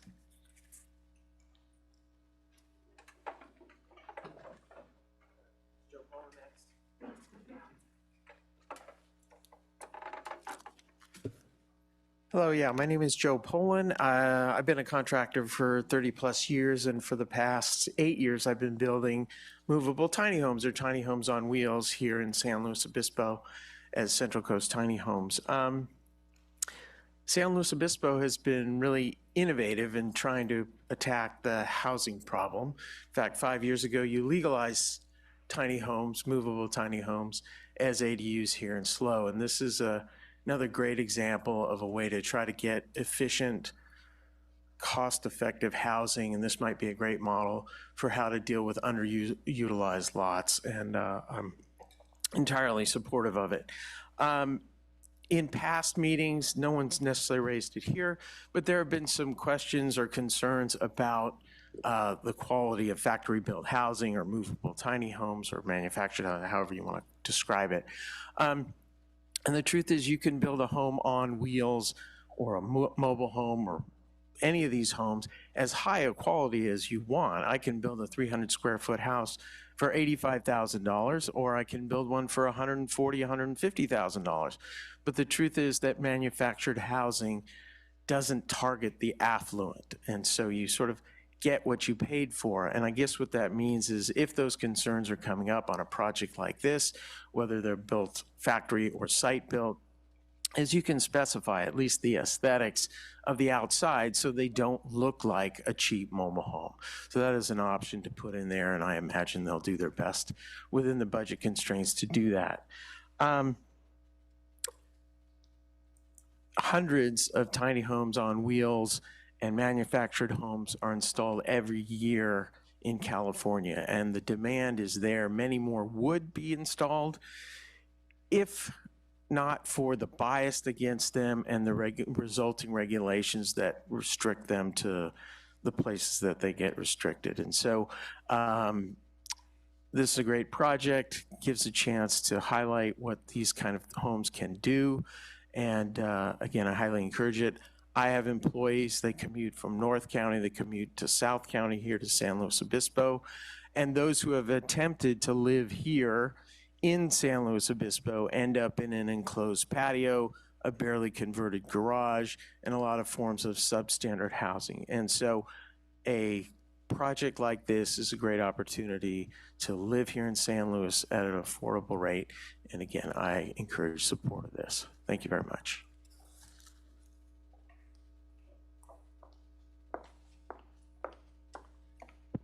Hello, Planning Commissioners.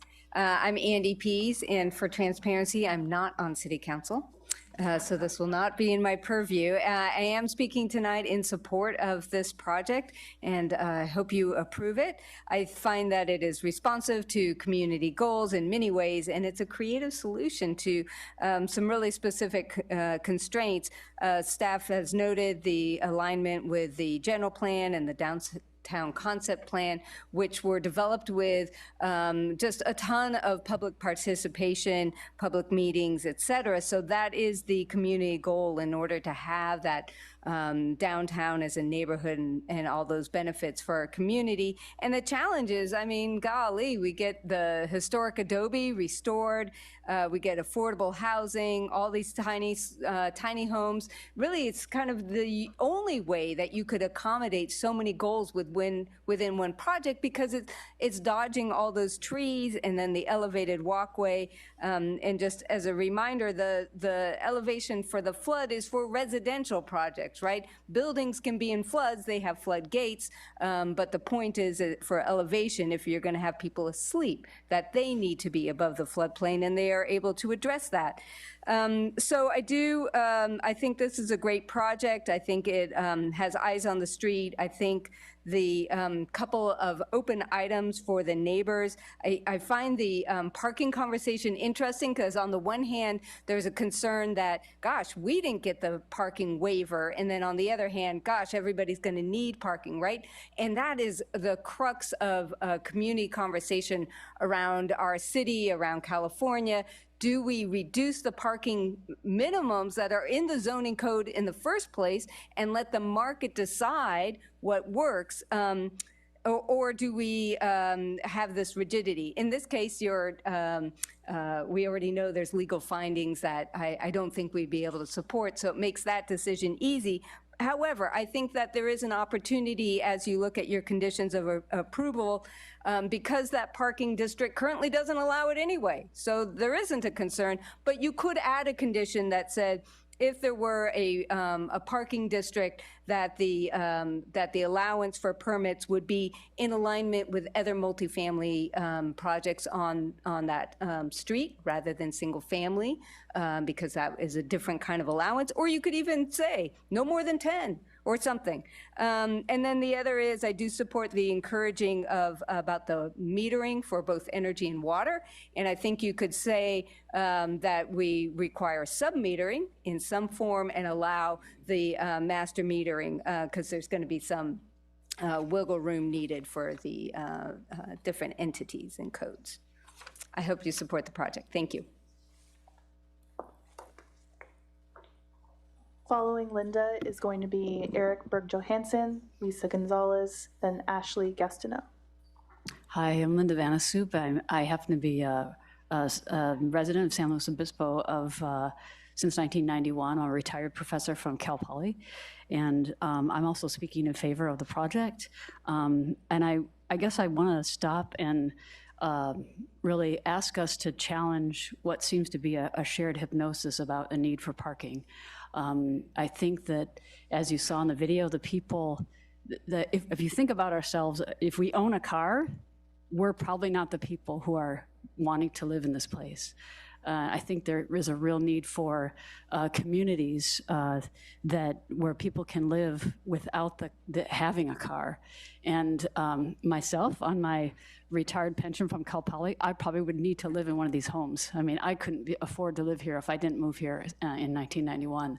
So I think I urge you to consider that we're potentially in a time in our social history where we need to think differently about how we design spaces where people live. And this is a chance for San Luis Obispo to again be a leader in showing how we can create communities for everybody to live in that work for everybody. And I understand the concerns that food may be far away, but the farmers market is not far away every Thursday night. So potentially other things could arise that we can't envision right now. If we can look past the hypnosis that everybody's gonna bring a car. And I guess the other thing I'd like to say is I think one of the speakers sort of conflated the idea of poverty and criminality, and I want to just be awake to that is not, I think that's not something I want to do, and I don't think we need to do that together. I think there are plenty of people who are, economically challenged that are just like us and need a place to live. So I urge you to support this project. Thank you.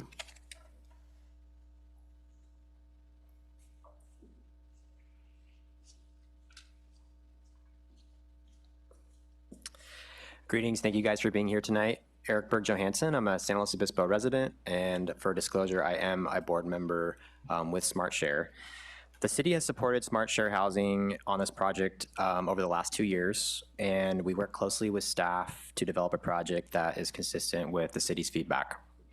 Also consistent with the design guidelines and other approval criteria that are before you tonight. Unfortunately, there is no perfect site for housing. Every project is going to create some kind of impact. It's about finding sites that make sense and have the least impact possible. This project site is adjacent to a community hall on one side, a creek along the back. That means there's only one adjacent residence. Other sites for housing that are comparable could have at least 3 direct neighbors. So this is, overall a very, very low impact site. As has been discussed tonight, the site is downtown San Luis Obispo, meaning residents can walk, bike, access public transit. Surrounding the site are many examples of existing higher density housing, offices, and commercial uses. So I think it's important to realize that this is not your run-of-the-mill residential neighborhood at the edge of town. This is an urban area with a mix of uses. This project is proposing nothing out of the ordinary for the neighborhood. As has also been discussed tonight, there's an extreme need for housing options here in SLO, and we need to find these types of infill opportunities. This is also a golden opportunity to restore a historic building before it's too late. As demonstrated in the staff report, the applicant has worked hard with the city to ensure these criteria are met, and we thank staff for their hard work on this project. We heard a lot about parking tonight, so I'll just make one quick point. The new parking garage is really the perfect solution. As Ann mentioned, it provides an opportunity for parking for those that need it, but it doesn't make it so convenient that there's going to be traffic impacts, parking impacts on Dana Street. As the city attorney noted, the commission would need to make very specific findings of adverse impact regarding parking, and I don't know if that's possible because of the parking district. There's not going to be an adverse impact to the neighborhood besides there being maybe some inconvenience for future residents, and I don't think that would meet the threshold for an adverse impact. Again, we thank you guys for your time. We thank you, staff, and we appreciate it. Please support this project.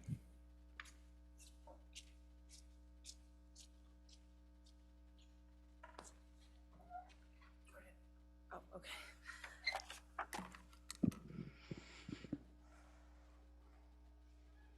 Hello, everybody. Thank you so much for having us and for being here.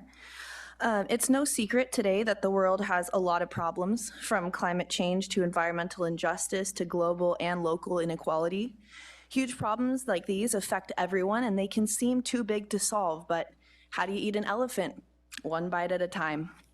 As a SLO resident, I have seen many developments which have no consideration for social care or environmental well-being. These take tens of hundreds of acres of nature to build little to no affordable housing. These are projects which have essentially the sole purpose of profit, fattening the pockets of developers with little benefits to the overall community and almost never targeting larger global issues. I have often asked myself why, with all the great minds and decision makers in the world and in this community, are there so many issues going unsolved? Waterman Village project applicant has professional expertise in affordable housing, planning, and sustainable ways of life, and is going beyond their own pocket and profession to target a problem which is one local solution to global problems. Waterman Village uses infill property, meaning it is centrally located in the city, supporting feasibility of low car usage households. Infill also offers less active development from start to finish because the area is already connected to city services, letting people who need homes move in faster than projects which need to connect and build service infrastructure.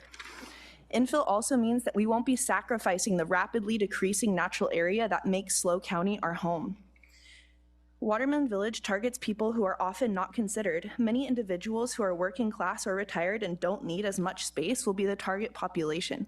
The people who can't buy or rent anything but affordable homes. Although there is no required amount of set affordable housing for new developments in SLO, many developments tout affordability when there are so many strings attached it falls away to wishful thinking as the project moves forward. Affordability only being a selling point for initial community support and approval. Waterman Village has 100% actual affordable homes dedicated to those who need it and seek to live sustainably. Waterman Village also targets another crucial issue as well, community.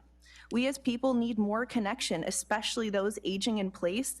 There are countless benefits to more community interaction. And with lifestyles moving more and more toward individuality, proximity and accessibility to community helps us live better and feel more fulfilled simply. Don't let the elephant in the room keep getting bigger. Support local and global change for a better world and do your part today by approving Waterman Village. Would you mind stating your name for the record, please? Ashley Gastineau. Thank you.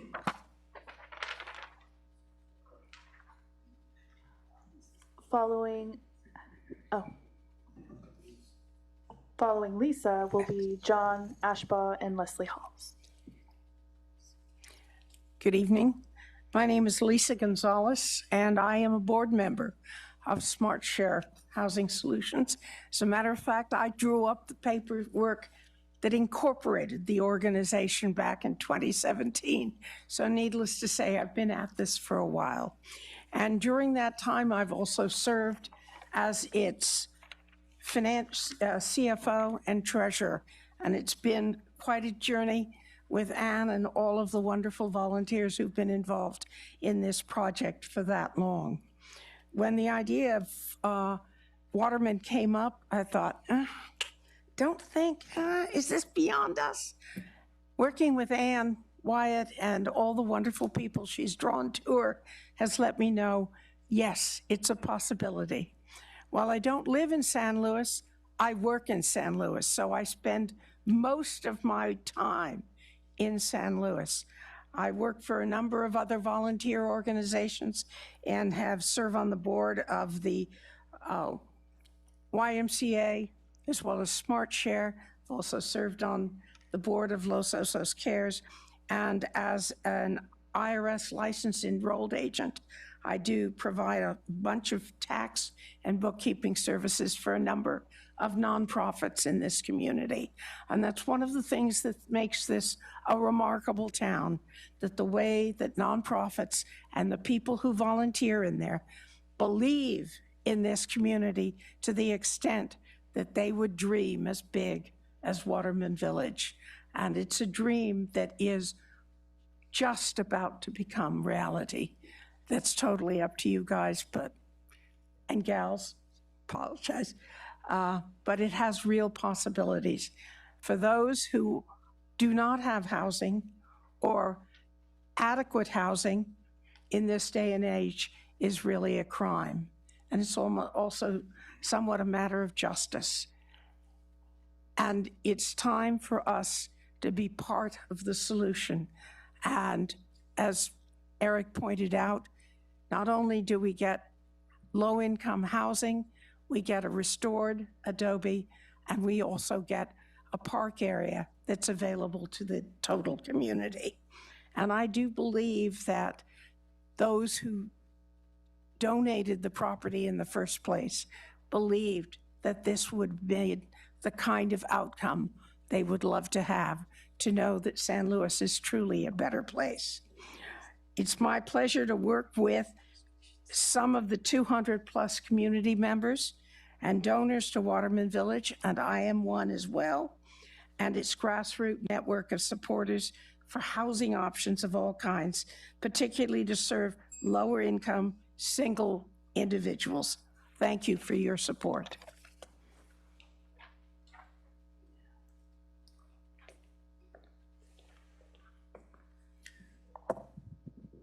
Hi, Commissioners. I know a couple of you here. I don't know many of you, though.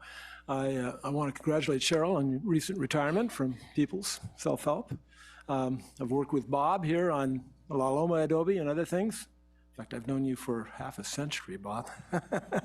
And I've known Ann Wyatt for a very long time, too, and I admire her persistence. This city has neglected this property for nearly 40 years, and having a great story to tell this city, it's begging for our attention. It's going to have a new story to tell with this project. I support this project. I do want to correct one of Ann's remarks here earlier, though. It was not the reason, flooding was not the reason that the second side of the mission was moved. That applied to the first site, which was further down Dana Street and right at the confluence of Stenner and San Luis Obispo Creek, and that was what flooded out within a few months after it was founded in September 1772, 252 years ago. The reason this mission was moved, this second mission site was moved to its current location, was an Indian raid and the fire that resulted from that, and the thatched roof of a fairly large mission complex already on this particular site on November 29th, 1776, destroyed most of that mission site. In fact, I actually have a picture of it here if you'd like to see this. It's kind of interesting. The depiction of the mission burning here can be seen here. That evidence of any of the old mission site there is highly unlikely to still be there, and yet it should be recognized in, again, the story that we want to tell about this. The Cultural Heritage Committee considered this project just 7 weeks ago. We wrestled with it, and it was only approved by a very narrow vote. I was in support of the project, but we do have some concerns about it. But primarily, we do value the fact that it is proposing to restore, rehabilitate, and make public use of the adobe itself. This is a very important structure, right alongside the La Loma adobe and the other two adobes that the city owns, and the Dalade adobe as well. I prefer that we call it the similar black adobe because the 19th century story of the adobe is largely associated with J.K. Simler, who was the husband of Rosa Boutron, but there's no evidence that she ever lived there. Mary Gill Black's residence there was very significant to the city and the large part of the 20th century story of the project. I propose that we call it the similar black adobe, and there's substantial historical support for that. Now, as to the housing part of this project, your goal, just one quick reminder, your goal that you adopted for the city at your last meeting was to prioritize projects that develop tiny homes. So this is a good time to get started on that goal. Thank you, members. Leslie Halls will be the final speaker.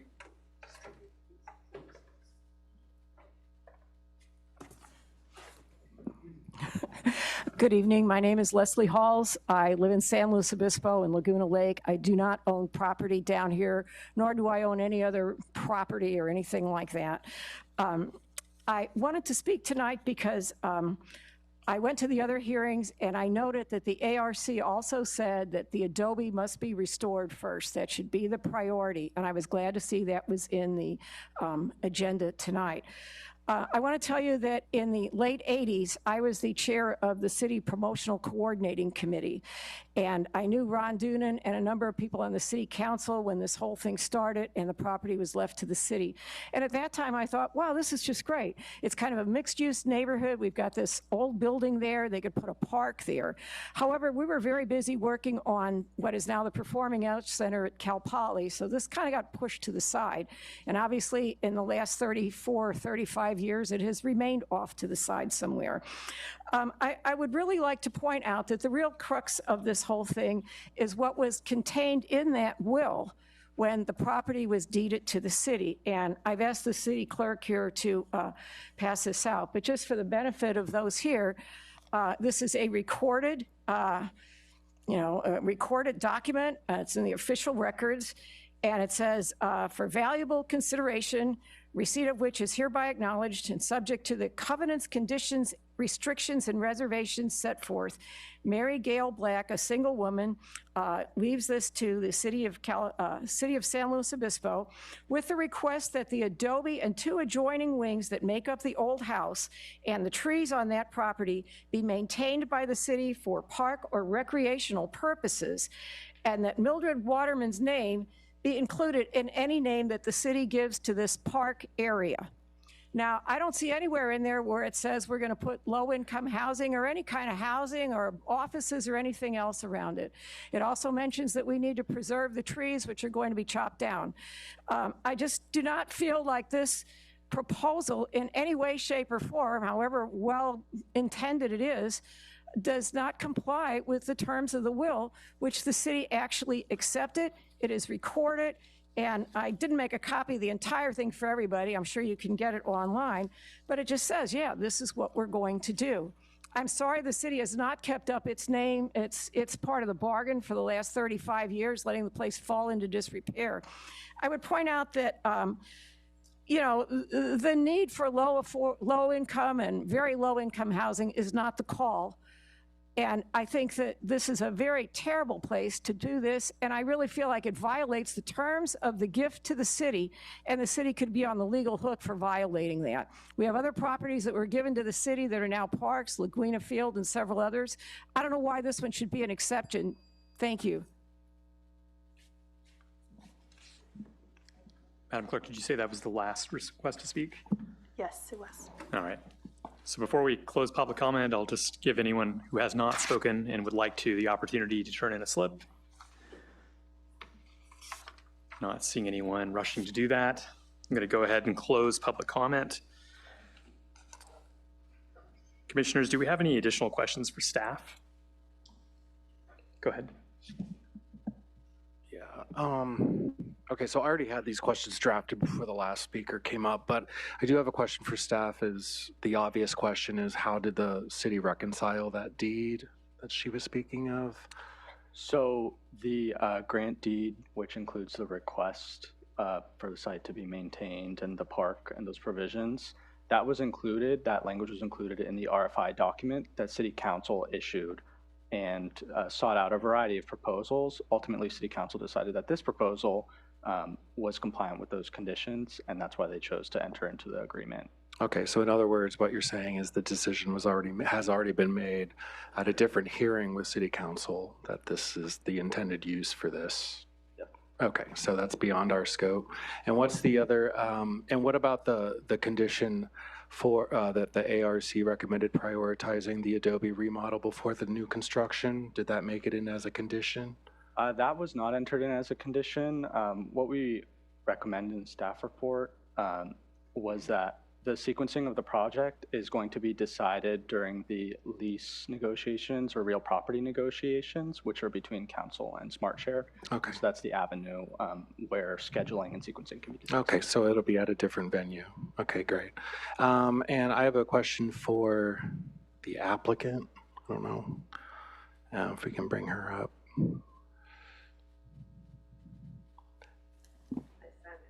I sat in the front row for this reason. Ann Wyatt, director at SmartShare. And yeah, so one of the speakers was talking about the expense how the rehabilitation of the Adobe is going to be expensive. Does SmartShare already have a financial plan in place to fund that, to fund the whole rehab of the Adobe? Yeah, you may have seen me nodding when the speaker said rehab of the Adobe is going to be expensive, because we completely agree. So there is no doubt about that. Complying with the roughly 28 pages of conditions to make sure we're preserving the integrity of the historic resource will cost a lot of time and money. We roughly anticipate the cost of Adobe rehab to be $2 million. So it will be substantial. Back in the 1998 report from Gil Sanchez, the Friends of, Friends of the Adobe's commissioned, the estimates were something around $900,000, and that's been 20 years back. So they do spell out requirements for the Adobe. Commissioner Houghton, I believe, or Commissioner Khan asked about foundation, seismic retrofitting. Indeed, as a member of the public stated, I think Mr. Barish, in his own words, that foundation is crap. He's probably quite right. I would nod on. It'll take a lot of work. It probably doesn't have much of a foundation, so we will need to add one for seismic safety. So that'll take a lot of work. $2 million for that, we roughly guess. Until we have an approved project, it's hard to get any numbers. You all know this game. We don't know what our project is. We're not going to get any numbers from contractors until we nail down a project. So that's one of the next steps to move toward a lease with the city. Once we have entitlements and know what the parameters of our project is, we can get some more exact numbers on what we're looking at to raise. So we expect a couple million for the Adobe. One could guess some toward $1 million for infrastructure, and one could guess some couple of millions to construct the homes. And so that's the rough plan. To date, we've raised almost $1 million from private donors and pledges, the upwards of 200 community members that have pitched in, along with a little bit of money from the county. So we're roughly within kind work. We're probably a little over $1 million toward that raised. So the plan is then to ask for some money from the city, affordable housing funds from the county and state, and some local foundations have shown interest in supporting the project. Cool, thank you for that response. And are you amenable to the ARC recommendation to prioritize the rehab first? Appreciate the question on that. The conditions leave that flexible. And so I'd say no, because at a minimum, we'd like that work to be at the same time as the housing. We risk a lot of questions with the rehab of the historic resource that we may not find specialists to answer right away. So at a very minimum, we'd like those projects to be happening together. We do need to demolish the rear of the Adobe before we can build homes along the back side. So in effect, a lot of the Adobe work will have to be happening prior to the construction of the homes. Also, some of the homes are as close as, oh, Dana, 8 or 10 feet from the Adobe. So knowing that the exterior work and foundation work on the Adobe would really have to happen before homes could be constructed. There needs to be grading and foundation work that can't practically happen with homes already in nearby. So a good bit of that work will have to happen some before and with the home construction, but we would appreciate some flexibility there so we don't hold off on people able to move into the housing. I understand. Thank you. That's all I have for you. Thank you. Thanks. Commissioner Khan. Yeah. What rents do you anticipate for these units? We anticipate some combination of low-income affordable rents and very low-income affordable rents. Right now, for one person, the low-income affordable rent is something like $1,350, $1,400 a month, and the very low-income affordable rate's something like $860, $900. And so the mix of low-income and very low-income rents will be a factor of our funding sources and what they demand. If we can get more funding up front and don't have to carry debt, we could offer more very low income affordable rents. But so also that's a factor of what the funders demand. So we're open to that and would love to keep them very low income affordable if possible. Thank you. That evolves, so just to make sure everyone's clear, those numbers change every year and I haven't seen them go down. Anybody seen those numbers go down? So yeah, we could expect when it's open in a couple years, they'd be a little higher numbers. Thank you. I have a couple follow-up questions to Commissioner Tully. The foundation issue. So if you're going to have to put a foundation under this thing, it is you may have the opportunity to raise the whole thing. So that's already been discussed. But we got the floodplain issue, and everything else is going to be on stilts. So I'm not asking for a condition there, just pointing it out. And then what you said about construction sequencing, it does make sense to me as an engineer and as past builder and contractor that you're going to be in there messing around, you're going to be putting in utilities. A lot of that stuff is going to make sense to do all at the same time. So that makes sense to me. And I wouldn't support having a condition that you have to get the Adobe all done first before you do anything else. So you would or you wouldn't? I would not Okay, thanks. request that. And then moving on to my list, James Cooley pointed out that there is the potential to have potentially 20 or 40 applications for parking permits for the district. I want to clear that up. It sounds like it's not that's not really possible. There was confusion perhaps about, are these single family dwellings? Do they count as apartments? So what could actually be applied for the permit parking program? And that might be a staff question. So the applicant would be required to apply to join the program, and that would be a council action, which would be subject to a public hearing. But what's before the commission tonight doesn't relate to applying for the parking permit district. Okay. I mean, just by way of follow-up to that, our expectation at the current time is we wouldn't apply for any street parking. That said, the street is not highly utilized, so we wouldn't want to rule out any possibility of that in the future. I think, did somebody mention two applications for two possible permit parking spots? It's been our understanding that there could be a pathway for potentially 2 street parking spots, but we get different information from on different days. And so we haven't initiated any requests for anything. I think we'd be amenable if the commission wanted to put some kind of max limitation on requests for street parking. It wouldn't be my first choice given the low utilization and how that even changes or is reduced with a parking garage going in. Right. I don't think it's best Okay, used. so the process as it stands right now is you're not applying for inclusion in the parking district. If you do that in the future, then that will be subject to its own process that involves council, not us, right?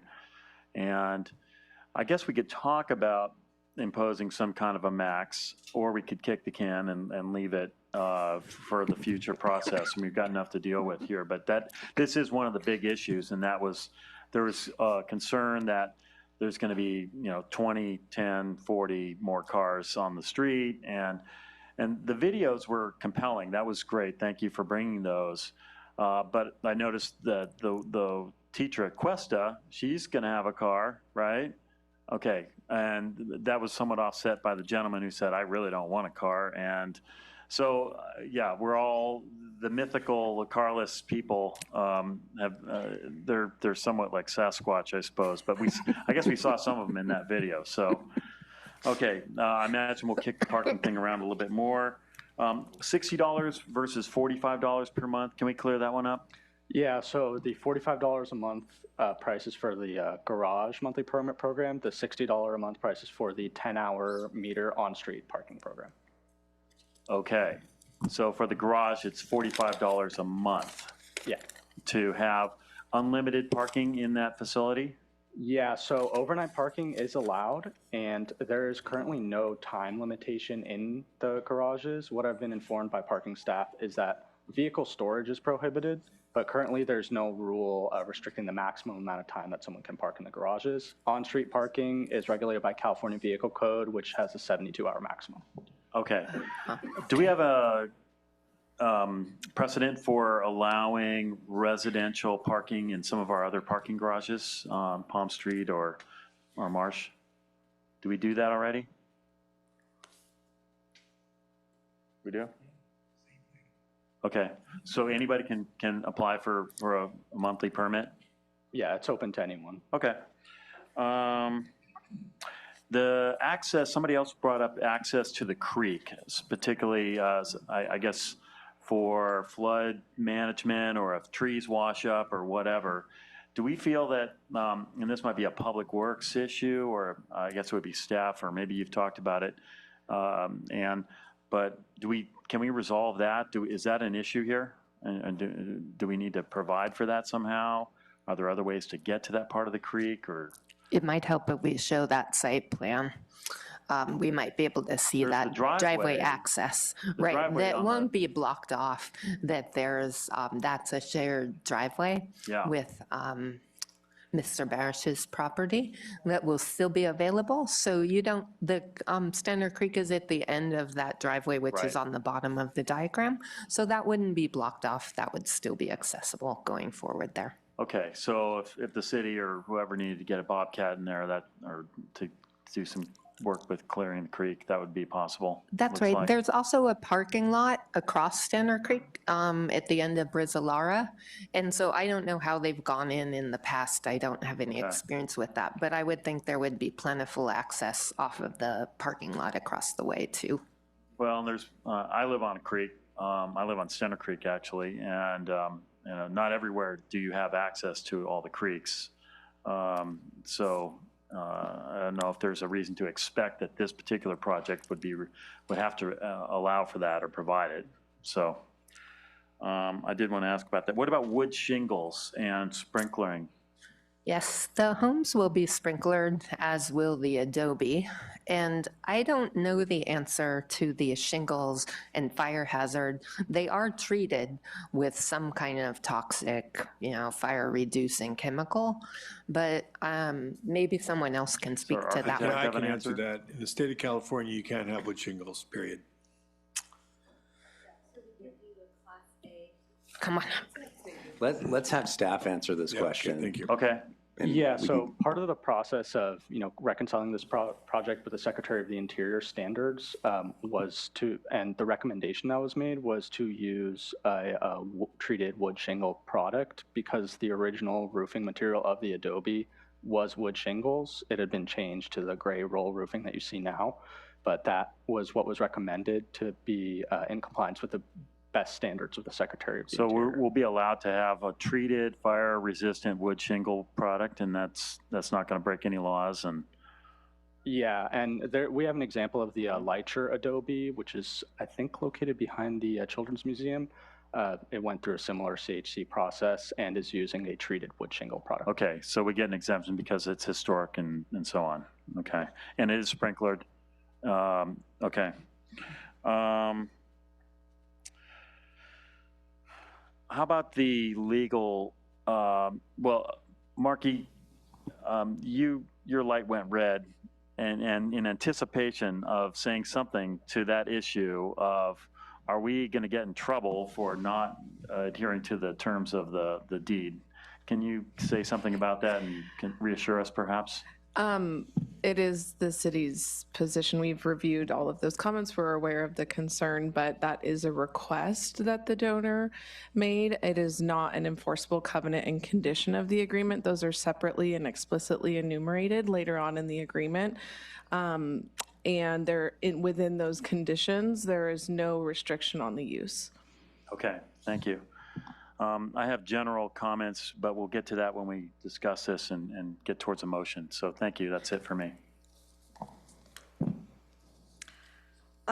It's been brought up several times, so I'm asking staff, if the Planning Commission desires to limit the number of passes, is that something that can be done now, or is that something that would be handled later?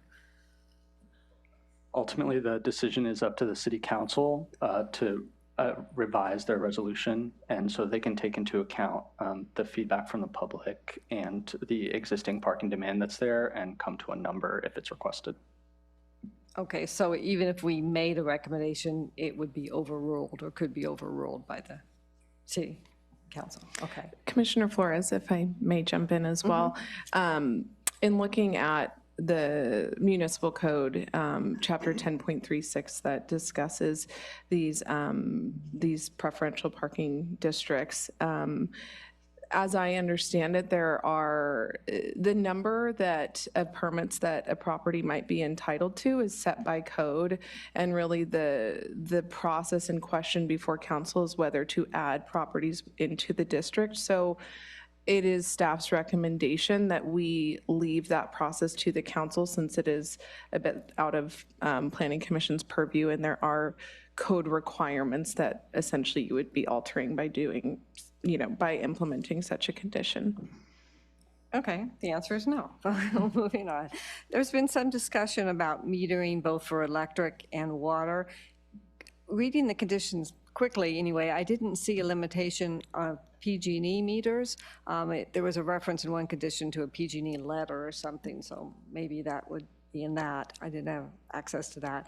But the water meters, it does specifically say, condition 55, individual water meters for each residence. I just wondered if that could or should be softened a bit in case there's an opportunity to submeter, something like that might be desired, rather than having to come back to us later. So is that? I believe that the submetering requirement, at least for water, is a municipal code requirement for multifamily properties. I'm recalling, but I'm not sure, there's been so many state laws passed, but I thought there was a recent law that allowed submetering, whereas before it hadn't been, so. Might add a little bit to that. There was a condition, I think it's condition number 55 in the packet. And I think if there was interest by the commission to consider opportunity to do that, we could add subject to the approval of the Public Works Director. And that would kind of defer the question of code versus a condition in this case. I think that's good. And again, maybe I missed it in the conditions, but we've been talking affordable housing, low and very low. But is there a condition that limits it specifically to 80% and below, or so many units at 50% and below, or is that there? Yeah, there's a condition that an affordable housing agreement is to be recorded on the property restricting to low and very low income households. But it doesn't say how many of each. That usually comes later in the process. Typically, the affordable housing agreement is signed off on before permit issuance. But all of them, 100% will be at least at 80% or below? Yes. Okay. That's all my questions. Any other commissioners have questions for staff at this time before we move on to deliberations?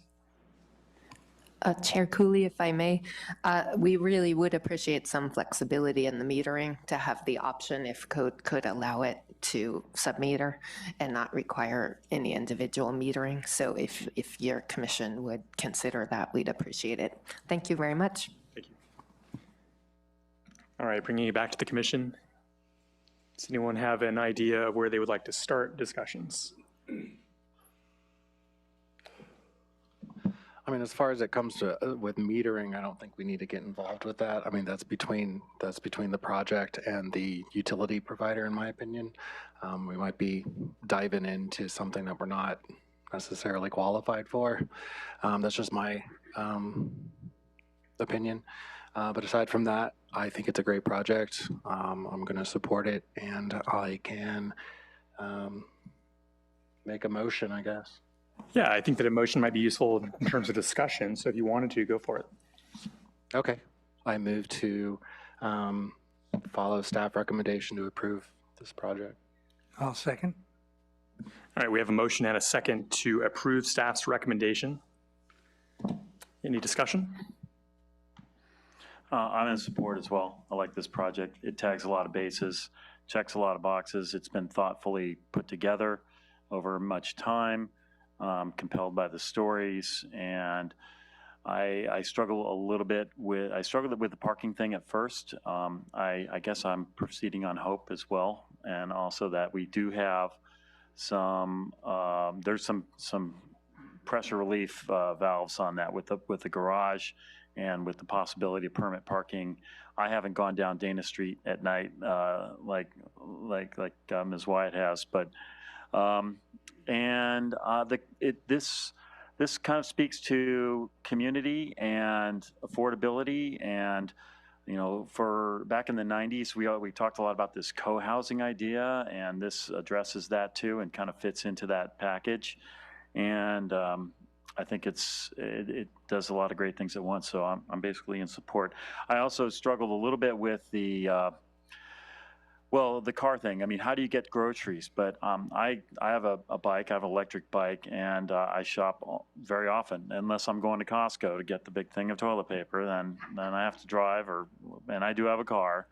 But you can do a lot of shopping on a bike these days. And to that, I would ask, we didn't talk much about there's the 20 bike parking places, but bikes are getting bigger and they're getting more involved. And if you have panniers and if you don't have a car, you're likely to have a substantial bike that has some of these bells and whistles. So I would just ask that that be generously sized so that, and a lot of the bike racks that we get, they're too narrow for the current models of bikes. So that helps. But we've got Cali Fresh, we've got Lassen's, we got Smart and Final, all within easy biking distance. And Farmers Market too. I was glad to hear that pointed out. So if there is a mechanism to help add flexibility for this sub-metering thing, then I'm for that, but I'm not sure that there is. So I do think that that's not really up to us. But both on electric and water, I think this project could do well with master metering and just factoring it into the flat. And then the tenants would just have one bill to pay. And so that would make sense, I think. And because they're all very almost identical units, then water use is not going to be greatly different, neither is electric use. So I would encourage that flexibility, and if you can pull that off, great. So that's it, and I'm in support.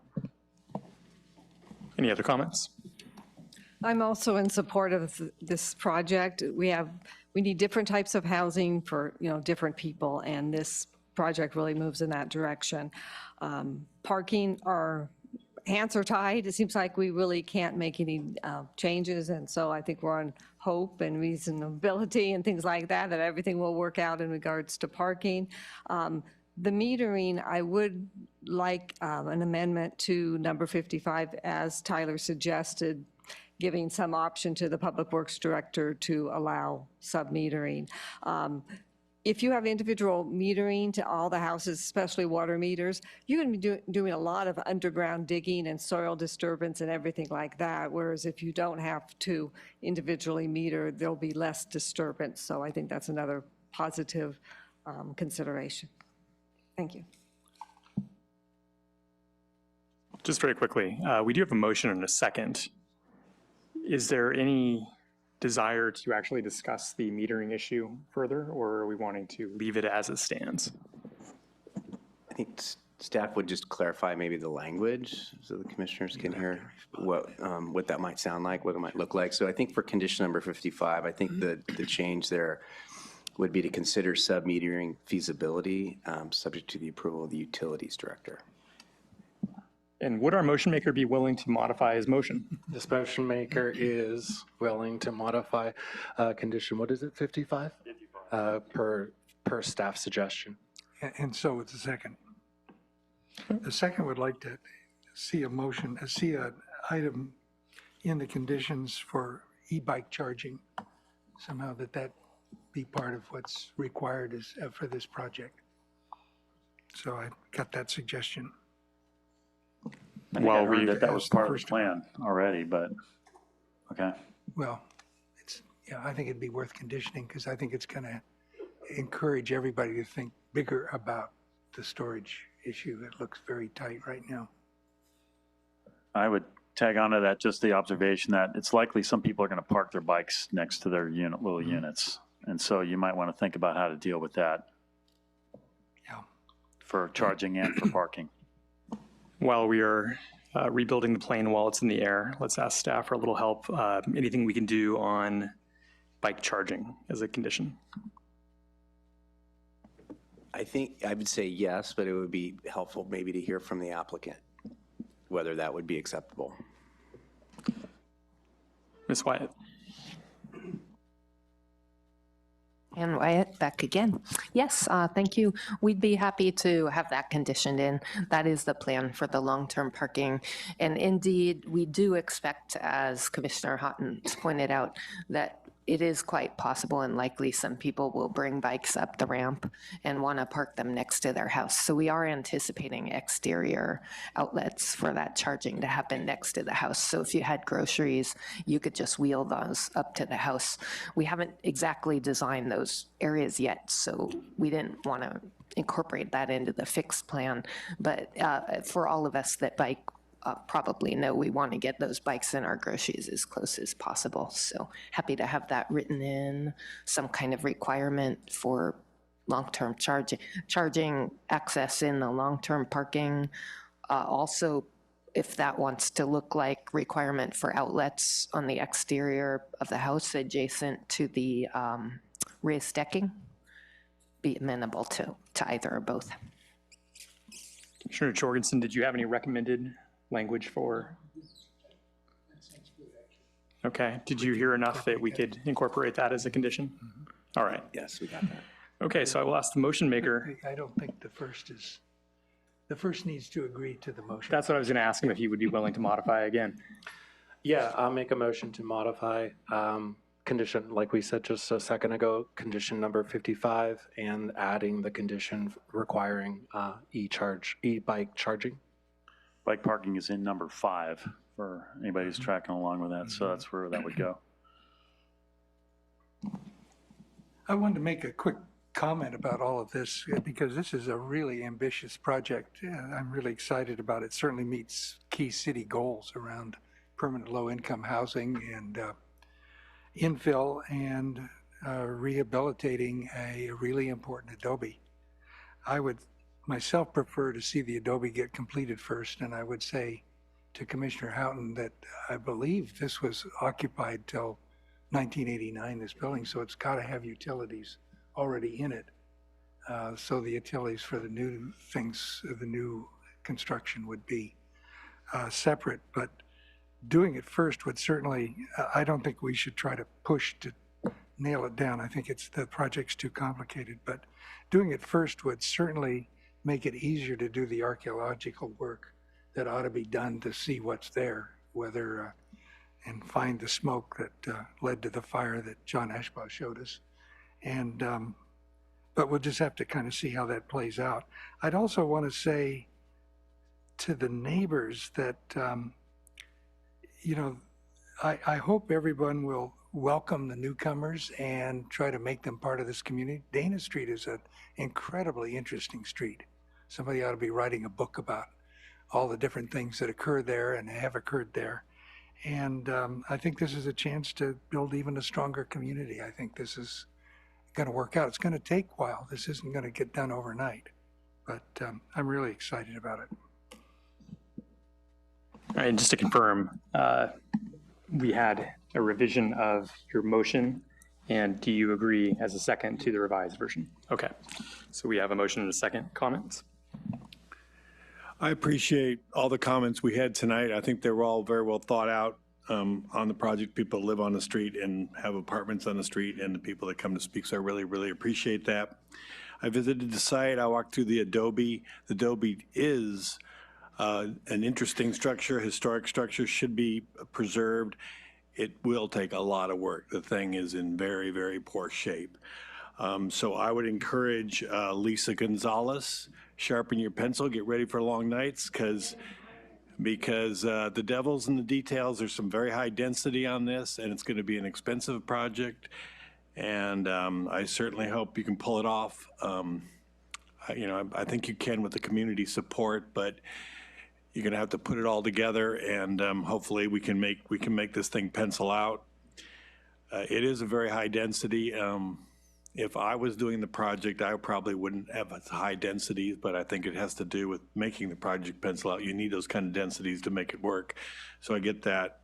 So I'm in support of the project, but there's a lot of details to be worked out, would be my point. And I'll just comment briefly that I think that this is a very exciting project, and I'm happy to support it. Several commenters did say that this is kind of a 2-for-1, and I think that you do get a lot of important housing, and you also do get to restore the adobe. I think this was very thoughtfully done. And for those who did have issues with it, I do want to say that thank you for coming. We did listen, and I did read every letter that was submitted, and I think that's true of the entire commission. So we do take your input seriously. I feel like our hands are tied a little bit trying to tweak the parking, as we discussed at the beginning of this. I think that no project will be perfect, but I think this one is pretty good. and I'm excited to support it. I did want to comment, I did hear one suggestion that, it seemed to imply that because this would be aimed at low income and very low income, that there would be security problems or crime. And I'd just like to reject that out of hand. I don't think that's appropriate to this discussion, and that will not be playing a part in my thinking on this. So, any further discussions, or are we ready for a roll call? Can we have a roll call, please? Commissioner Tully, Yes. Commissioner Jorgensen, Yes. Commissioner Flores, Yes. Commissioner Khan, Yes. Vice Chair Houghton, Yes. Chair Cooley. Yes. The motion passes. All right, thank you very much for coming. We do have one more item on the agenda for tonight. You're welcome to stay for it, although you are not required to, of course, so we'll give you a couple of moments to clear out if you would like to go home. Yeah, let's go ahead and take a 5-minute break. Thank you. All right. All right, let's come back to order and finish up tonight's agenda before midnight if we can. So we are at item number 5, comment and discussion. This is a continued discussion of the the Planning Commission goal setting for the 25-27 financial plan. Would Deputy Community Development Director Tyler Corey please provide the report? Well, thank you, Chair. So appreciated all the comments from our last meeting in November, and I had an opportunity to spend some time and go back and make some adjustments to the existing goals. I did these in track changes, and I think it'd be best if we just kind of maybe go through it one by one. Big picture is I took 4 goals, condensed it into 3.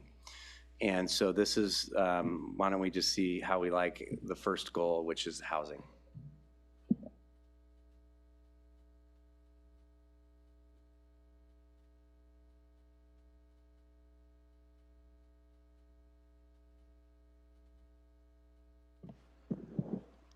Should that first sentence maybe include rentals, or is that implied?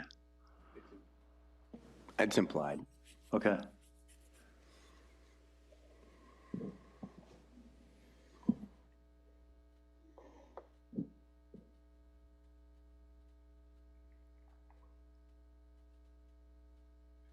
Pretty good job. Pretty obvious with tonight's meeting was definitely an issue. What I'd recommend maybe is before we have extensive comments, if we could see the other 2, you said you condensed down to 3, and then we can kind of see how they fit together. Sure, let's advance the slide. So this was the sustainability goal that was combined with multimodal. And there were, I think, maybe a little carryover from the livability that fit into this as well. So this is kind of the bigger picture, I think, that you were looking for on this issue.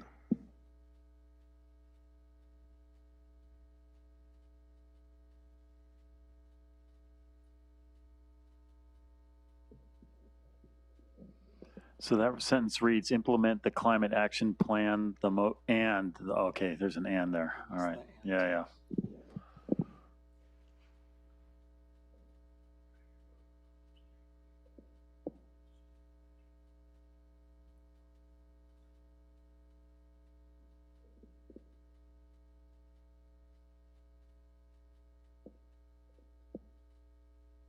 So the business about electrification, did that go somewhere else?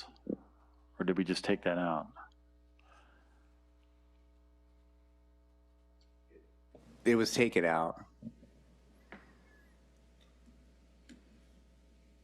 Why would you review the Upper Monterey plan, the Margarita plan, and the Mid-Higuera plan, providing more housing options? Wouldn't you want that for the whole city? Why those specific 3 areas? So one is we're currently working on the we're doing some preliminary work on the Upper Monterey plan, and with the changes over the last 10 years since that kind of area plan statement was developed, there's been a lot of focus on housing. And so that's a question that we're posing for the area, specifically mixed use, vertical or horizontal housing in that area.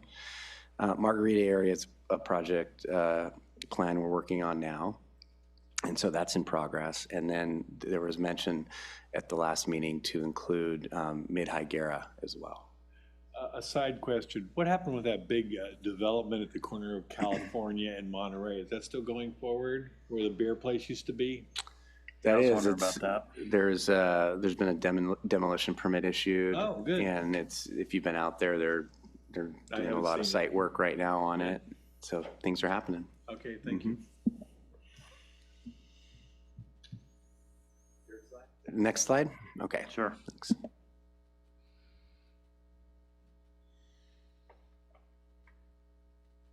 Yeah.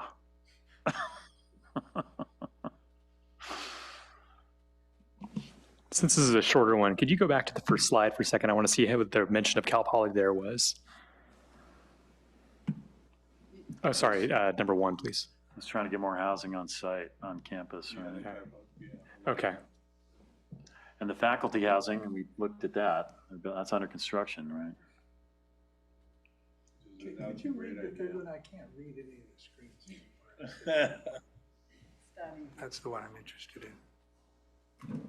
No, it's got light on it or something. Yeah, I know, it is kind of I hard. can't see it from here. It's okay. I guess I Want me to could, read? is it the first one you wanted read or the Okay, that's the shorter one. third one?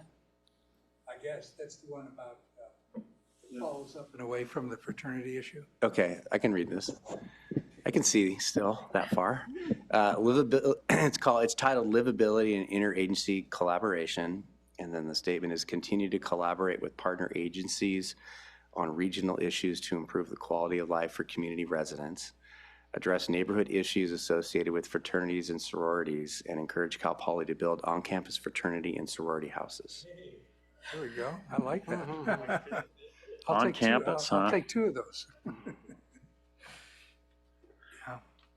Yeah, I think that's a really good goal, and I think that captures what we discussed at our previous meeting. Well, we've talked about this idea of some kind of a summit with fraternities and neighbors and Cal Poly and us and maybe council. And do we have the seeds of how to actually get that discussion going? Is that something? I mean, I would say that we're talking about goals here, and I think that does capture that here. This isn't really, a step-by-step plan, but it does have it as a goal. Right. I guess So that's collaborating, yeah.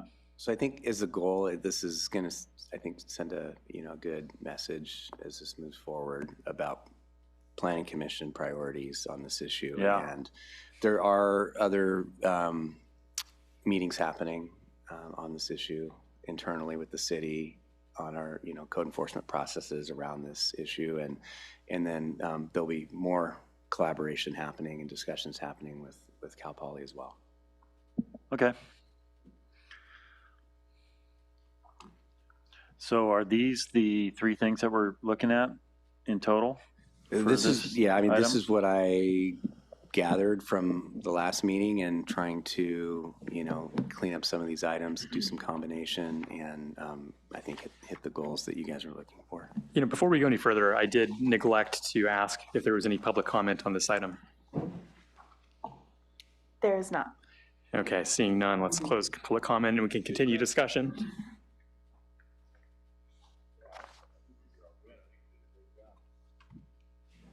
Refining them. So this is something that we do need a motion and a second on, but before we do that, does anyone have any additions or changes to Tyler's recommended language here? So the goals don't limit our process, they just are aspirational, right? They don't limit the Planning Commission's process, purview. This is just helpful for the city council and the community to understand kind of the issues that the commission's working on and what the priorities are for this group going forward. And they're published somewhere online or? These are forwarded to, they'll be included as a part of kind of the financial plan process in terms of goal setting. And so this will help community members, council, kind of see what the priorities are from the different advisory bodies. I think council will read these. I mean, council will get them and read them, I would think. Are there other goals, or are these just the ones that we're amending? Well, these are the goal, there were 4 before, and the direction was to look at combining and modify based on different comments that were provided at the last. You know, I think we removed a couple of things that had been accomplished or were already in progress and that sort of thing too. Or being handled elsewhere. Can we go back to number 1 again?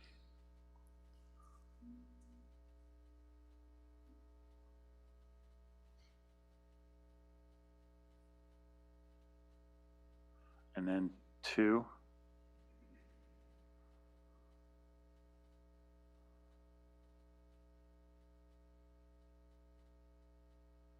Trying to remember why we took all that stuff out. Does anybody else remember? Did we feel like it was not really our business, or was it happening somewhere else? So some of these items have already been accomplished, and then some of it has been reworded and combined from, I think the livability goal had a little bit of language in there. So I think the broader statement captures those items. It's just not as specific, and some of it's already been completed. So by just saying implement the climate action plan, that tags a lot of those things about electrification and energy efficiency and so on. It does, and then it provides a little more kind of detail as to like what the focus should be in those, you know, as we implement the climate action plan, the multimodal objectives, downtown concept plan. Like, what are we talking about? We're talking about density. We're talking about infill.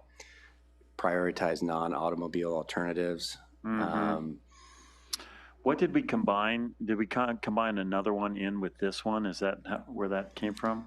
There was one that was just sustainability, and then the one that was deleted, if we go to the next slide, I believe it was, I had it crossed out at the top of the next slide. It was multimodal circulation. Yeah, so that was combined. Yeah, yeah. Okay, that's coming back to me now. So we need a motion. I would move to approve that the draft goals for the Planning Commission. Great. Do we have a second? I'll second. Okay. Any further discussion before we call for a roll call? Thanks for the wordsmithing. Vice Chair Houghton, Oh, yes.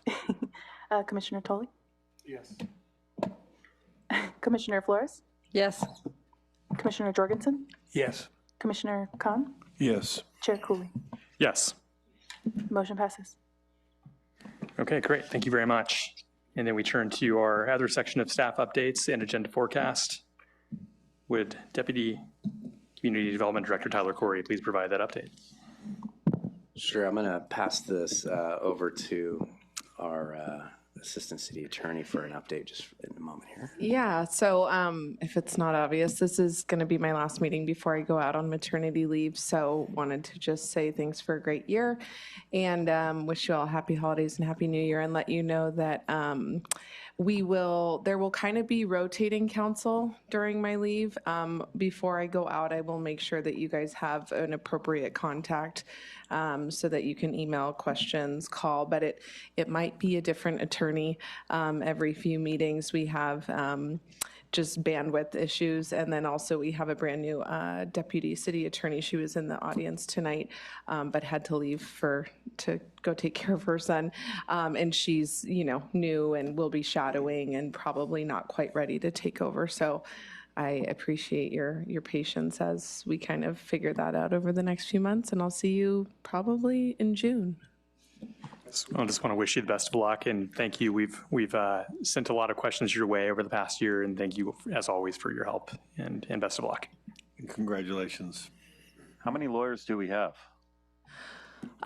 There are 3 full-time permanent attorneys for the city. There's a city attorney, myself, the assistant, and then we have a deputy. And then we hired a contract deputy, Adria, who is here tonight, who will be here for the foreseeable future. She is full-time, but new to the practice. Okay, good luck.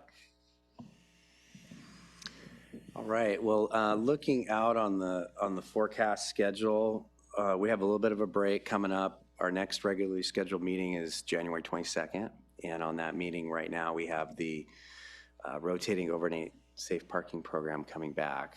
So we have 6 sites that will be individually reviewed for consideration for an approval for those.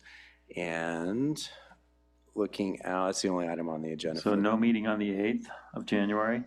No meeting on the 8th. So that's on the 22nd, and then the next meeting is February 12th. And that one, we have the zoning regulations update to address some of the changes to state law regarding different housing, ADUs, and some other cleanup items that'll be before you. And that'll be coming to you with a recommendation on to City Council for final approval. And that's kind of gets us out probably far enough where after that, it's not super clear what's going to be happening. Can we get a copy of the goals, just so we have it, put them on our wall. Yeah, I got to send this over by Friday to Finance Department, so I'll send you a copy of that. Yeah. Thank you. All right, any other comments from the commission before we wrap this up? I wanted to thank, I think we have you to thank, Sarah, for when we get the agenda correspondence. No, that's somebody else. For the most part, it's our administrative assistant, Andrea, who does the majority of it. We'll hop in and help her if she gets Yeah, I don't know about you guys, but I used to go nuts. Like we'd get 2 and then another email, and oh, there's another comment, and like, okay, which one's the new one? And so that really helps. It really helps me. Did you guys, does that help you? Okay. Yeah, so screenshot this so we know what's on top and what the date is and the time. Yeah, that's huge. Yeah. And then, I was going to say Megan actually was the one who confirmed that it would be okay to do, and yeah, we implemented it. So okay, Megan great. And the goals didn't make it into our packet, so we didn't get to see them until just now, right? So that might have been helpful to have in the packet. Maybe it was a timing thing, but because then we could have reviewed it a little bit ahead of time. It might have been a little quicker. Yeah, I probably could have done that. I was still working on it though. Okay. So I actually didn't finish them until after the packet was Fair enough. sent out. Okay. Yeah. Just on that point about the correspondence received, and I agree that was very helpful. Is there some way that I can be, I don't know, is there a configuration that I can change to show when things were received myself? Is there a column that's available? Because I know right now they're indexed by the date of the meeting. Yeah, so I believe that there is, and I've actually put in a work ticket to our IT department. As far as I understand, there should be a way, and it was just beyond our ability. It may be in administration mode, but we've asked them to modify it so that, or hopefully if they can do it, there's 2 different dates. There's the creation date of the item, and then there's a modification date of the item. And we've asked them to place that as a column that you could then set yourself.